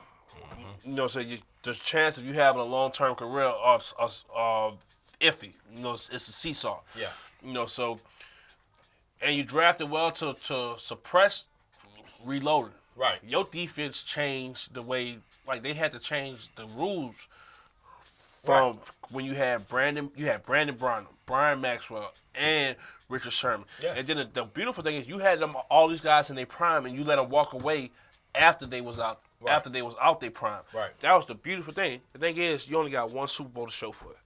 That's bad on your part. Now, sorry, Yeah, Seahawks. it's bad on their part for the second one. That's a fact. Seahawks, I'm sorry. Y'all about to go through hell because your offense downgraded. You don't have your offensive line is still abysmal. You don't know, your identity has been running the read option. You can't protect your quarterback. Your quarterback taking a lot of hits. You don't have nobody for your quarterback to throw the ball to that strikes fear in anybody. And you lost every year the past 3 years, you lost a key person on your defense. Now you lost the heart and soul in Cam Chancellor. He was the enforcer. Cam Chancellor changed the name of the game because he was like one of the few first strong safeties that can eliminate the tight end. Correct. He can walk down on the tight end. He can walk when the tight end became like the big mismatch and all that stuff. He was the eliminator. He was the eliminator. He was big and physical. 6'3", 230. The height wasn't the issue. You know what I'm saying? Size wasn't. You know what I'm saying? And then look, the Seahawks. Y'all revolutionized the game. Nobody had 6'4" cornerbacks. Y'all had 2 of them. And then you had a 6'2" guy coming off the bench in Byron Maxwell to go with it. Then you drafted Sheed and Darryl Simon out of LSU, to back him up. But then you put them in. Those were man-to-man corners in college, and you put them in a cover 3 scheme where they backing up. Of course they're gonna get torched. They're not used to it. Right. So all in all, I think Pete Carroll might be, just collecting checks to get out of there. It's about to be a long, hard road to recover because you lost 2 defensive coordinators. That shows you just how special that unit was. Correct. Cam Chancellor, one of my favorite safeties, coming out of Virginia Tech in 2009. I love everything about this dude. I don't know if y'all ever seen a story on him with the 30 for 30. Yeah, it was. Love his story is just Incredible. unbelievable, bro. I mean, it made you gravitate toward him more. 4-time Pro Bowler. You know what I'm saying? Got picked in the 5th round. That goes to show you that he got overlooked coming out of college. and he overachieved and showed people. Well, I'm not even gonna really say he overachieved. No. He proved that he belonged in the NFL, and he was one of the better safeties in the NFL. And he was the heart and soul. You know, a lot of people gonna say Earl Thomas or Richard Sherman. I think it was Cam Chancellor. Cam Chancellor was the backbone of that defense, sitting back there with that dark shell on, waiting for anything to come across that middle. Anybody to try to break loose with the running game, and he was coming down and lay the smack down. He was a big part into everything that they did. If you talk to Gus Bradley, who started that Legion of Doom, Legion of Boom, he'll tell you it started and ended with Cam Chancellor. I'm sorry to hear everything that he's going through right now, man, physically. I know him and the Seahawks are fighting over this $12 million that he's owed this year. Yeah. It looks like the Seahawks gonna have to pay it, and which they should have to pay it. You know what I'm saying? Yeah. And so it's unfortunate. I don't think he's not officially retired yet. Because he said he walked on his Twitter handle. He said he walking away, but he won't officiate it into like you said, the money situation. Right. Because you don't want to say I'm retired, and then that's the legal back gate until them not having to pay you. Right. Exactly. So it's unfortunate, man, but I think that he's one of the better safeties of this era that we've seen. And that's just you talking about a guy who had the ability to run, size, athleticism, to be able to hit. He was an enforcer. To me, he reminded me a lot of Steve Atwater. The way he played the game, how he, hit people. I mean, I'm looking at this guy like, man, this dude is a physical freak. And he got in the right situation in Seattle, and he made himself a career. Can't take nothing from the guy. He's still one of the best safeties. I got a chance to watch at the pro level. Don't take nothing from him. But right now, Seattle's on a downhill spiral. And at the end of the day, Russell Wilson is your best overall player that you have a team over the past 3 years now. I know Earl Thomas is still a good player, but I don't think Earl Thomas is wait, hold on. You say he's the best? Right now, he's the best player on that team. Do you forget who plays fucking middle linebacker for that team? No. Who the best player? Right now, Russell Wilson. Do you forget who played middle linebacker for that team? No. Bobby Wagner. Man, Bobby Wagner go any NFL team right now and start. Any NFL team right now and start. Russell Wilson can't do that. So he can't be the best. Sorry. I won't say Russell Wilson is the best player. I'll say he's the most important. That's different. That's the right tone, but he's not the best. Yeah. Well, that's how you want to put it. Yeah, that's how you want to put it. That's the reality. Now, this team is going to go as far as what Russell Wilson takes them. Right. As far as Bobby Wagner being I think he's the best linebacker in all of football. But Seattle isn't going as far as what Bobby Wagner takes them. They're going to only go as far as right now Russell Wilson. That goes to what G said. The most important, but he's not the best. Because the best player is not always the most important player.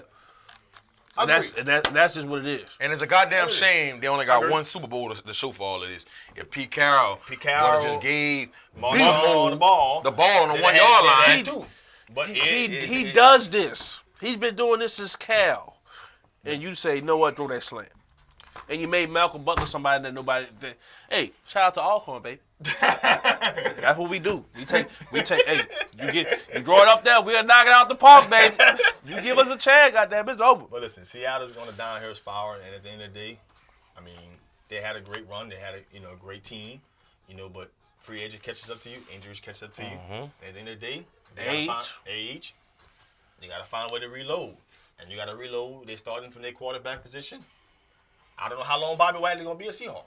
He may be out of the door coming into season 2. Him and KJ Wright, they may be out of there. Stop. Don't mention KJ Wright. Don't mention KJ Wright. He's not in the scope of Bobby Wagner. Yeah. No, I just say he's a good. Don't mention him. He's not worth mentioning. Now if you'd have said Bruce Irvin. You know what I'm saying?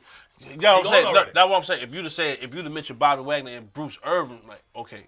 Yeah. KJ White. Yeah. So he just garbage. No, he ain't garbage. He don't. Bobby Wagner changes. Bobby Wagner changes the game. Solid. Well, he's the best to me. He's the best. KJ Wright is solid. Nothing more, nothing less. Hey, moving on. Chris Morgan said the best thing about Cam Chancellor, and I agree. Closest thing to Sean Taylor. I don't think he was the athlete. He's not that Sean Taylor, but I get where you're going with it. Yeah. You know what I'm saying? He's the closest thing. Yeah. That we see. That type of athlete. Well, listen, guys, we got to take our break. Listen, when we come back from break, we got to get into our top 5 defensive ends in all of football. We'll be back. Y'all stay tuned. Don't go nowhere. FanView, Real Fans Talk Sports, New Orleans Talk Network. Y'all stay right put. Top 5 defensive ends. I don't like that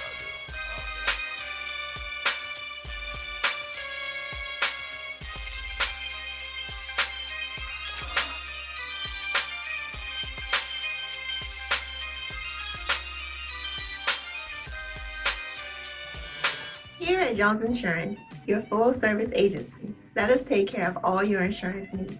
We provide homeowners insurance, flood, rental, commercial, auto, and life insurance.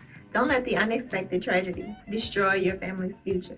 Here at Jones Insurance, 7603 West Bank Expressway, Monroe, Louisiana, 772. Contact Lois at 504-348-1490. What it do, y'all? It's DJ Slick Daddy from the Liveline, here to tell you about the hottest bar on the West Bank, After Dark Sports Bar, 419 LaPelka Boulevard in Gretna. Come check us out on Monday for steak and oyster night.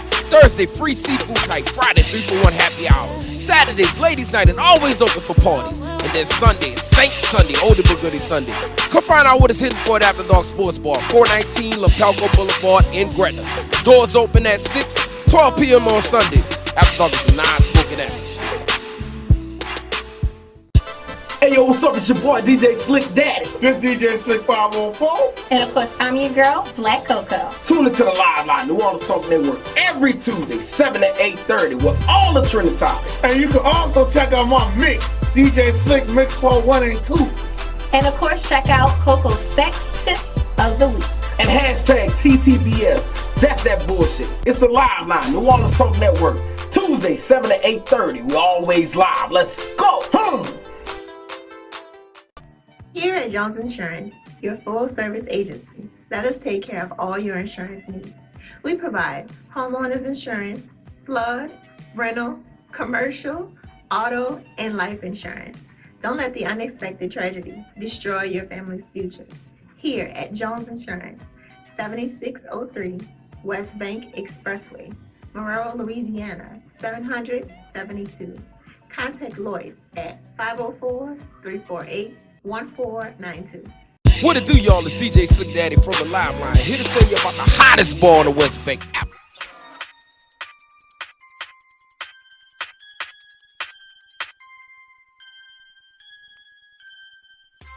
Well, you know what I'm saying? Right. Like DN is like Cam. You know what I'm saying? They got a lot of good defensive ends out there. Like Vic Beasley this year is a DN. Right. Because he don't have to play linebacker no more. Right. When he came in, they had him at linebacker. You know, that's just, it's stuff like that. Well, listen, guys, it's FanView, Real Fans Talk Sports. Listen, don't forget to follow New Orleans Talk Network or NOTN Talk on Twitter and on Instagram.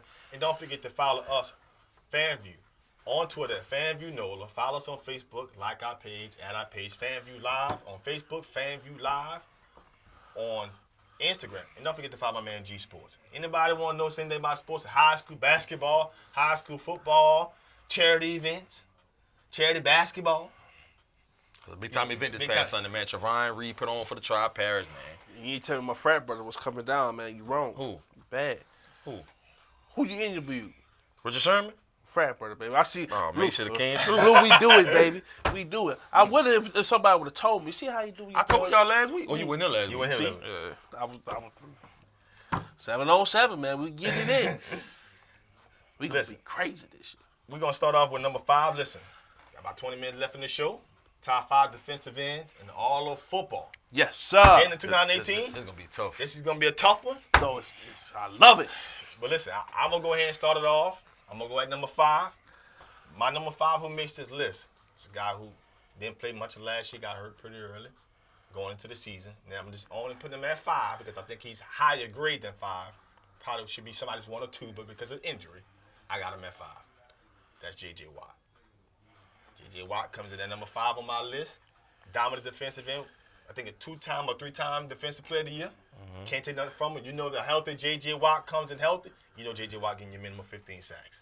You already know you're going to pressure the quarterback over 20 times. You already know he's one of the best all-around defensive ends in football. But I don't know how he's going to recover from the injury that he had going into the season. So coming into this season, J.J. Watt is number 5 on my list. Me next. Yeah, Number 5, man, I gotta go with DeMarcus Lawrence from the Cowboys. He had a hell of a year last year. Nobody could block him. Just a freak on the D-line. I think he's gonna have a standing year this year coming up. Yes. I think he's gonna be one of those people that we're gonna be talking about is arguably the best defensive end in the league. I'm not saying he's gonna be the best defensive end, but you're gonna be hearing his name come up a lot. 16 sacks. This kid is a phenomenal talent. I'm just wondering, will he have a sophomore slump? You know, some people come and they come out the woodworks and have a great season, and then going into the following season, they kind of get complacent. You forget about them. So I want to see a little more longevity out of him. That's why I got him at 5. I think he's a top 3 talent. But I got him at 5 because I don't know if he's gonna be able to sustain it for 2 years in a row. But I think DeMarcus Lawrence is a premier talent. Like Bud Dupree, huh? He a premier talent, and I think DeMarcus Lawrence I got him 5th as the best defensive end going into 2018 season. I initially was gonna put DeMarcus Lawrence there, but then I thought about it. I was like, hey, he ain't have no film out. Now he got film out. Box screen's gonna change. That number's gonna dip. So he won't make it. But for me, this is what I do. This is what I study. Chris Morgan said you need to check my cup. Yeah, because you put J.J. Watt at number 5. You're horrible for that. You're horrible for that. Only because of injury, baby. No. Number 5, Vic Beasley. He's going back. Remember, this kid made the Pro Bowl at D.A. Because of injury, he had to go play outside linebacker for the Cowboys, for the Falcons last year. In the back of the place, just because of his versatility. But it's not what he's most dominant at. He's back with his hand on the ground, man. Speed off the edge. That's what you need. Football IQ. He can chase down the screens and any little sweeps and stuff that come his way. You have to put a tight end or running back over there to chip him once he gets it going. And you're not going to see the scrambling type quarterbacks that can outrun this kid. So going into the league to this year, I got Vic Beasley being number 5 defensive end. It's a good one, bro. That's a good one. I think 4th going into the season, that's just Calais Campbell.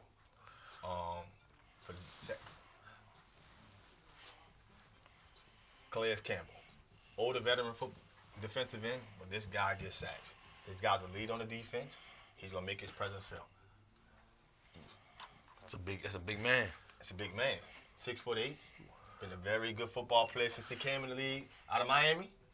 Last year he led the league in sacks. This man can play. Hands that when the Cardinals released him, everybody thought he was done. Right. Everyone thought the career was over. Everybody didn't expect him to have the season he had. But the guy showed up and showed why he could be a dominant defensive in this league. So heading into 2018, Calais Campbell comes in, had done a repeat season of what he had last year. It's number 4 on my list. Number 4 on my list is Joey Bosa from the Chargers. I mean, rookie year had double-digit sacks, and I think he missed the first 2 or 3 games. Yeah. 4 games. He missed 4 games and had double-digit sacks. Last year, he had double-digit sacks again. This kid has a motor. I think he's the next J.J. Watt coming up in the league. And then the way the Chargers using with that wide 9 stance, bro, it's just so hard to block him coming out that wide 9. Then you got Melvin Ingram on the other side. And so you can't double team and chip him. So I think he's going to have a great year this year. Joey Bosa is all everybody thought he was going to be coming out of Ohio State. And I think he's going to have a very, very impact year. You're going to see him make the Pro Bowl and probably be in the discussion as one of the better defensive ends in the league. So I got Joey Bosa at number 4. Number 4. The key to being a hell-of-fire edge person is having somebody who's opposite of what you do on the other side of you that still could create fear. When you say Calais Campbell, I'm telling y'all, Yannick Ngakoue will be the number 4 best defensive end coming into. Look, he took Dante Fowler pretty much out the rotation. Out the rotation. By himself. The dude can play. 6'7", can run, plays the run damn good, plays the pass good. They even drop him out when they go a lot of zone blitzes and stuff. And look, especially when you got on behind him, it's Miles Jack. He plays on the same side as Miles Jack. Dante Fowler. You know what I'm saying? Dante Fowler, like, he took his spot. You know what I'm saying? Then But sometimes they have all four. They call it a NASCAR package. You say, then on top of that, stacked behind them is a hitter in Barry Church in the secondary. Yeah. He also plays on the same side as A.J. and Bouye. So, you got a lot of stuff that's forcing everything to him, and he capitalizes on it. I'm telling you, I think he's one of the most underrated guys in the league because he plays on a stacked defense. But Yannick Ngakoue, number 4, defense end going to next season. 2 Jaguars, baby. Yeah. Yeah, it is. I can't knock you on that one. He's very underrated. Very, very underrated. Number 3, that makes my list, is Joey Bosa out of Ohio State. Listen, Joey Bosa coming to the NFL has probably got some of the top pass defenses, in the league. The guy's just unblockable, hands down. This guy coming out of Ohio State, he had a big contract dispute, but when he came onto the football field, Joey Bosa has made a difference for the San Diego Chargers. He makes guys like Casey Hayward job so much easier. Why? Because he can get to the quarterback. He's a dominant football player. You can't take nothing from him. Going to this year, he's going to be arguably up for Defensive Player of the Year. Got to hand that to him. If he stays healthy, the guy going to probably have another 15-plus sack season. At the end of the day, Joey Bosa comes at number 3. Number 3 for me, I got Everson Griffin. Everson Griffin, man, is one of those DNs. He's not the most athletic, but this dude has one of the fastest get-offs in the NFL. I mean, when the Saints played him both times, he just was a problem. When you snap the ball, it's like he already to the quarterback. This dude got one of the fastest get-offs in the NFL. And it look like he getting better the older he getting better and better. And then, when you're playing for a coach like Mike Zimmer, who knows how to dial these blitzes up and stunting and all those kind of things, he's putting Everson Griffin in position to be successful. I mean, the kid had a sack in the first 8 games of the season, every game. I mean, he's showing a lot of consistency. He has a devastating bull rush, has great hand placement, violent hands. I love everything about Everson Griffin. I think he don't get the recognition he deserves because, like I said, he's not the most athletic. When you think about most of the DNs, they super athletic. He's not the most athletic. Correct. But the dude is that deal. And I got him 3rd on my list as the 3rd best defensive end going into 2018. I'm telling you, man, y'all, we must be sipping the same stuff. Because I'm going to go again. The thing that makes you a great edge rusher or edge player is having somebody on the opposite end who does a damn good job that you don't have to worry about. Number 3, Danielle Hunter. Look, the reason why, everything that G said about Everson Griffin is true. 100% true. But there's a main reason why, too. He lines up next to Linval Joseph, who's the best defensive tackle that nobody talks about in the league. So he gets the double team. So the tackle automatically looks towards him. Well, guess what? Danielle Hunter's that man on the opposite side. Just got paid. And he gets the shift. So, that his numbers won't wow you. His numbers won't wow you. But you don't pay a guy the type of money that he just got paid for just being okay at what he does. The dude is great. I'm not just saying that because I'm a huge LSU supporter. But look, he was doing this in college. He came out in the league doing it. Look, it's a reason why Anthony Barr had his best statistical year because he plays right behind him. He cleans up everything. Danielle Hunter is one of those cerebral players. He's not going to – look, if he has to beat you one-on-one, he will destroy you. But he will set you up to where you think you got – I mean, the game that we played, just as the Saints played against them to describe what I'm talking about. He knows he's not faster than Kamara. Right. But he also knew he had Anthony Barr stacking him up on the inside. So he jumps out into right at Kamara, knowing Kamara's not going to try him. Right. And Kamara cuts, and he knows that he's about to get blocked. He knows that the tackle's about to come blocked, and he just squats and puts his form up and accepts the pressure to give Kamara only one lane to go. That's up the middle. And for a brief second, it looks like it's there. Then Anthony Barr comes and kills him. Knowing the defense, being the last line of defense, not letting nothing get on the outside of you, and forcing everything back and inside is something that he's the second best to me defensive end in the league that does this. But he makes number 3 for me. Number 2 on my list. It has been the most durable defensive end in all of football since 2011. I already know it. And at the end of the day, I'm going to sound biased, but Who that? Cam Jordan. comes in at number 2. The guy had 13 sacks last year, 11 pass breakups, 2 forced fumbles. Heart and soul of the defense, baby. What more can you ask for? Guy has not missed a game his NFL career. And that's unheard of in the trenches. In the trenches. It's unheard of. Guy has not missed a game in his pro career. Started every game. What more can you ask for from a player like that? Guy does not get his due. He's been accomplishing everything you need to accomplish from a defensive end, season after season. Cam Jordan is my number 2 defensive end on this list. My number 2 is going to surprise a lot of people. A lot of people might not even know who the hell this is. But if you know football and you study the game, you're going to know who this is. And I actually been watching him because he plays for one of my favorite college football teams, Frank Clark. Frank Clark is going to be the second best defensive end in the NFL this year. And here's why. Here's why. This kid was drafted in 2015, never was a starter, and has 22 sacks in 3 years. Wow. And never was a starter. Now he about to get his chance this year. Clint Averill, Michael Bennett, out of there. He about to get his chance to be a 16-game starter. You going to see this kid. He's a freak coming off the edge. Wow. Athletic, speed. Ain't a tackle in the league. Not even Tyron Smith. You can't name a tackle in the league that's going to be able to block this dude one-on-one. He going to be phenomenal this year.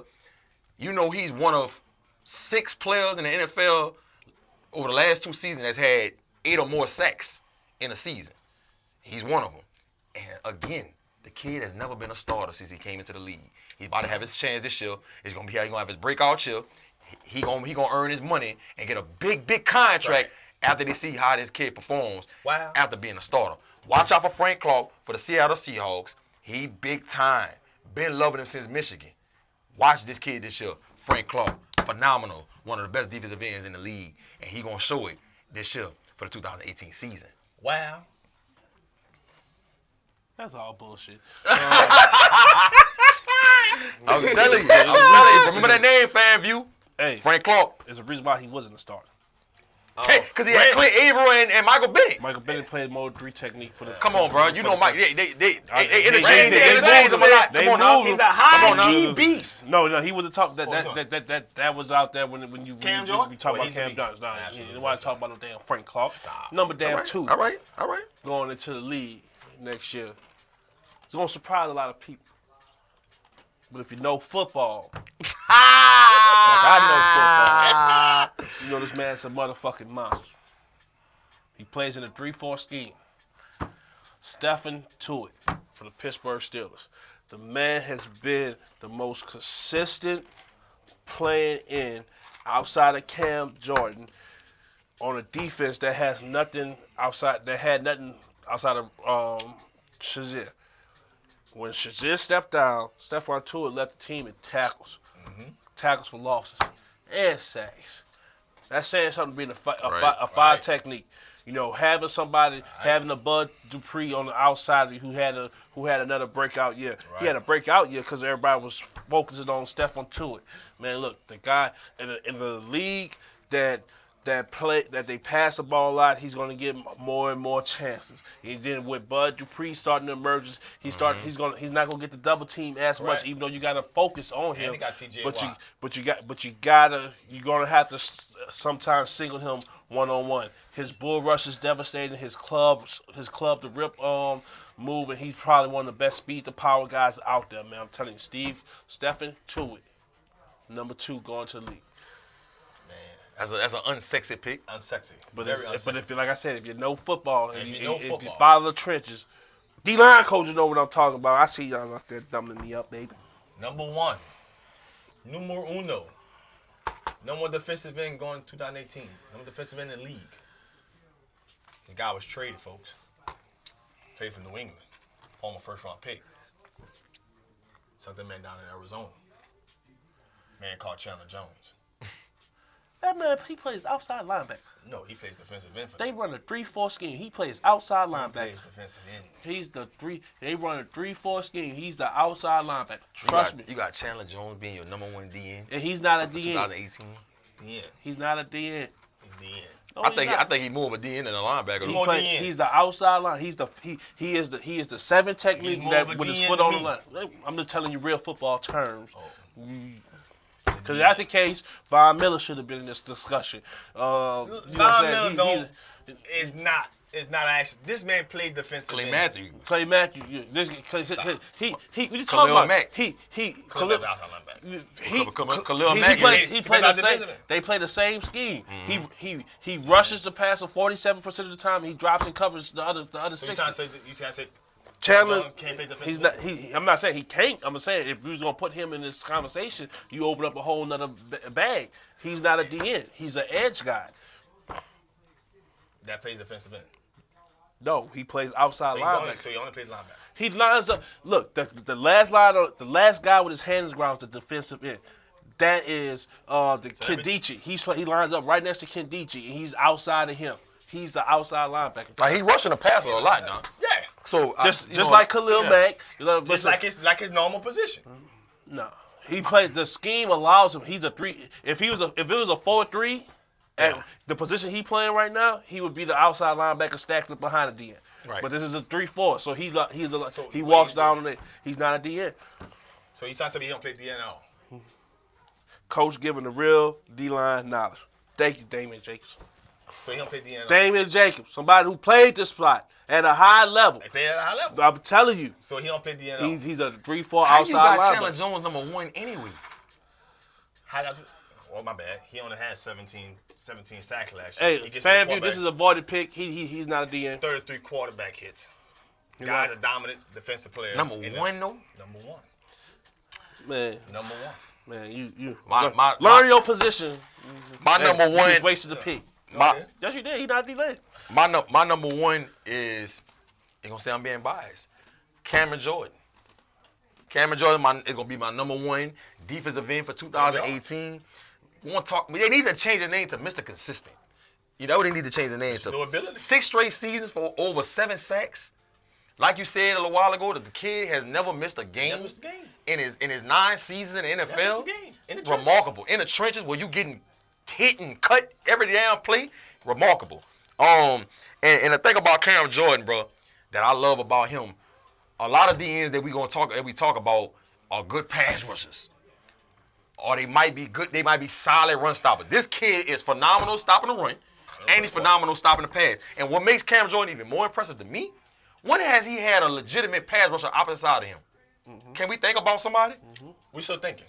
Mm-hmm. The Saints haven't had a legitimate pass rusher opposite side of Cam Jordan since he's been in New Orleans. I can't think of none. Mm-hmm. And that's what makes this more impressive about Cam Jordan. That's why I got to get his kid. So I can only imagine what he's going to do this year with Marcus Davenport on the other side. High five it up, baby. High five it up, baby. Let's go, baby. Look, let me tell you, baby. Who that nation? We back, goddamn it. I'm telling you like this. Cameron Jordan, motherfucking Jordan is the number 1 defensive player. Look, here is why. Number 1. Here is why. Look, he is the most balanced defensive end in defense. Period. He plays the run exceptionally well. He rushes the pass exceptionally well. He is the highest rated defender and a defensive edge player. When you combine both the defensive edge players, that's the Von Millers, the Jadeveon Clowneys, the Bruce Irvins, when you combine them and the defense end, he is still number 1 as the edge defender. He doesn't let nothing get off. The man had a 96.2 rating. Oh my gosh. Hey, that's 3.8 away from perfect, goddammit. Shit, what more do you want? You know what I'm saying? Look, he plays with energy. Look, it's a reason why when Marcus Lattimore came off of his injury and started his first game, they put him on the same side as Cameron Jordan. Why? Because the ball got to come out quick to his side. Because he's a threat in the run game. He's a threat in the pass rushing game. He gets his hands up. The quarterback always knows where he is. Then they start to move him around now. Now, look, you're going to have a healthy Shelton Reeves who's going to have a breakout year. You're going to have a Marcus Davenport. Look, you bring back Alex Opa, who I told told y'all last year was a damn good sign. I was wrong. Look, you're putting people in positions to now they can't just focus on one guy. Then if Anzalone come back healthy, but don't worry about it if he don't. You got DeMario Davis, who's the best blitzing inside linebacker for the past 2 seasons. He's on staff. You put all that in your front seven, and now you're saying you got a one-on-one everybody, and you're gonna lose that to Cam Jordan. Cam Jordan is phenomenal. He doesn't get the recognition that he deserves as a front. But he's one of those players, like, when you talk about the media, he don't get the glamour stuff. Right. But when it's time to put that hard hat on and stuff, everybody like, man, shit. You got blocked. You got black 94. Hey. You got black 94, dog. If we don't block nobody else, you got black 94, him, dog. because he changes. You got a block 94. If you go back to the playoff game, when the Saints started coming back, Cam Jordan said, fuck it. Widen me out some, I'm going crazy. And he destroyed every damn thing. Right. He changed the whole Vikings game plan. But he just got wore out because he don't have nobody else. He was doing it by himself. Mm-hmm. Now, you bring in a 6'7" freaking Marcus Davenport. Look, he's raw, but the athleticism and you getting Ryan Neeson, probably one of the best defensive line coach in the league. Because look at what he's done time and time again. Look, since he's been there, this is his third year. He has the most turnover in his unit to anybody in the league. He got Nick Fairley right. Okay, Nick Fairley left. Sheldon Rankins got right. Mm-hmm. Tyler Davidson came on. All right, they left. Alex Okafor, who a lot of people thought couldn't do this no more. He came on. Look, he was finding ways for Henderson, Muhammad, you name it. It was just rotating, and he just kept, look, come on. Darryl Tapp, look, he squeezed every little bit out of it. Now you give him a healthy full front. Oh, my gosh. Cam Jordan, number one. I'm telling y'all, look, it's no way in hell that he's not number one. He's just not the sexy pick. But if you understand football. Because he's the best overall defensive end. And look, think about it. The linebacker that's always behind him has always had the best years statistically. When I can't think about the kid from Syracuse. He was the middle linebacker. Stephon Anthony. No, he was Clemson. Yeah. They were sorry. But, you know what I'm saying? He got most of his success when they shift to the odd front, and he was lined up in between the gap behind Cameron Jordan. Craig Robinson. Same way. You know what I'm saying? Now, you know what I'm saying, when Tayal came in, when Azoni got hurt, and they just stayed out with the extra safety in the game all the time, Tayal just went crazy. Mm-hmm. Why? He was lined up behind Cam. Man, look, I'm telling you, man, Cam does all the dirty work. He do a lot that don't even show up in the stat sheet. And you don't. And I don't think the Who Dat Nation appreciate his much, because everybody was on Kamara, everybody was on Ingram, everybody was on Davenport, but I mean Lattimore and all them stuff. But goddamn it, where does Cam get his appreciation? I'm telling you right now, Cam, Fred didn't appreciate you. He put you at number 2. But see, Coach Hank, we appreciate you, baby. That's why you number 1. Who that, baby? Damn, bro. Who that? Best we there. In the league, dog. Hey, we all here, day. Baby. We all here, day. Baby. All day. And you wearing the all gold front mouthpiece, knowing that you playing in the city. You know what I'm saying? Yeah, throw your ass under the bus. I hope the RTA hit your ass twice because you had a bus transfer with you. Woo! You back. Cam Jordan, baby. You bad for having number 2. Look what Dame say. Dame. Big Hen had him in the top 5. He was number 4. He had him in the top 5. He was number 4, Dame. I'm telling you. Look, man. Look. That's what I'm talking about, man. Somebody that understand the D-line and the intricacy. See, y'all don't be understanding when I be preaching to y'all. Y'all don't be understanding what be really going on in these trenches. Well, I understand. I see. Now, look. People going to wonder why I say Joey Bosa's not here. The numbers are not everything in the front. Look. You play a wide 9. Mm-hmm. Do that same shit when you in a 5 technique or a 7. When you got to fight through a tight end. Right. And, because with a wide 9, an offensive lineman is not going to jump way out there. No, he's not. So it's set up for you. That's why. The Eagles ran that for a long time. Yeah, you know what I'm saying? That's why I had Brandon Ingram in my list. You never heard them. Brandon Graham. You never heard of them. outside of Fred Davis, because Fred Davis would be right there, and Corey Simon, but Corey Simon played in the inside. Hugh Douglas, because Hugh Douglas, he didn't do that wide. He was right there on the 5, and he dominated from right there. But that guy who gets the wide, like, nobody really, because it's in the essence, it's not football. My offensive line is not gonna kick way out here to try to block you, so you can run a blitz right underneath here. Correct. Nah, you know what I'm saying? He gonna stay in and look. All that wide 9 guys doing is he rushing to the depth of the quarterback, and eventually, because if you go to wide 9, you got to blitz the other side. So you're going to force him to your wide 9, and he's not going to be able to catch him. So your stats are inflated, so to speak. But you're a hell of a talent. Let me see you do that in that 5 or that 7. And then I would give you the reason why Dexter Lawrence wasn't there. Like I said, rookie year, phenomenal rookie year. But let me see it now that the tape is out there on you. Right. Let's see what type of numbers you get put up when you get chipped. DeMarcus Lawrence. DeMarcus, all right, yeah. And a lot of people gonna probably wonder why I ain't have J.J. Watt in my top 5, and it's strictly about durability.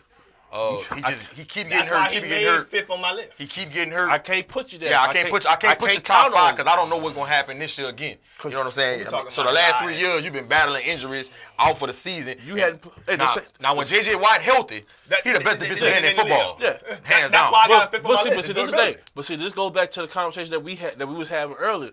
You said you can't put Joel Embiid up there because he's always hurt. Well, goddamn it, we tell you we can't count on J.J. White because for the past 4 seasons, not 1, not 2, not 3, but the past 4 seasons, the man has not played more than 70% of the games.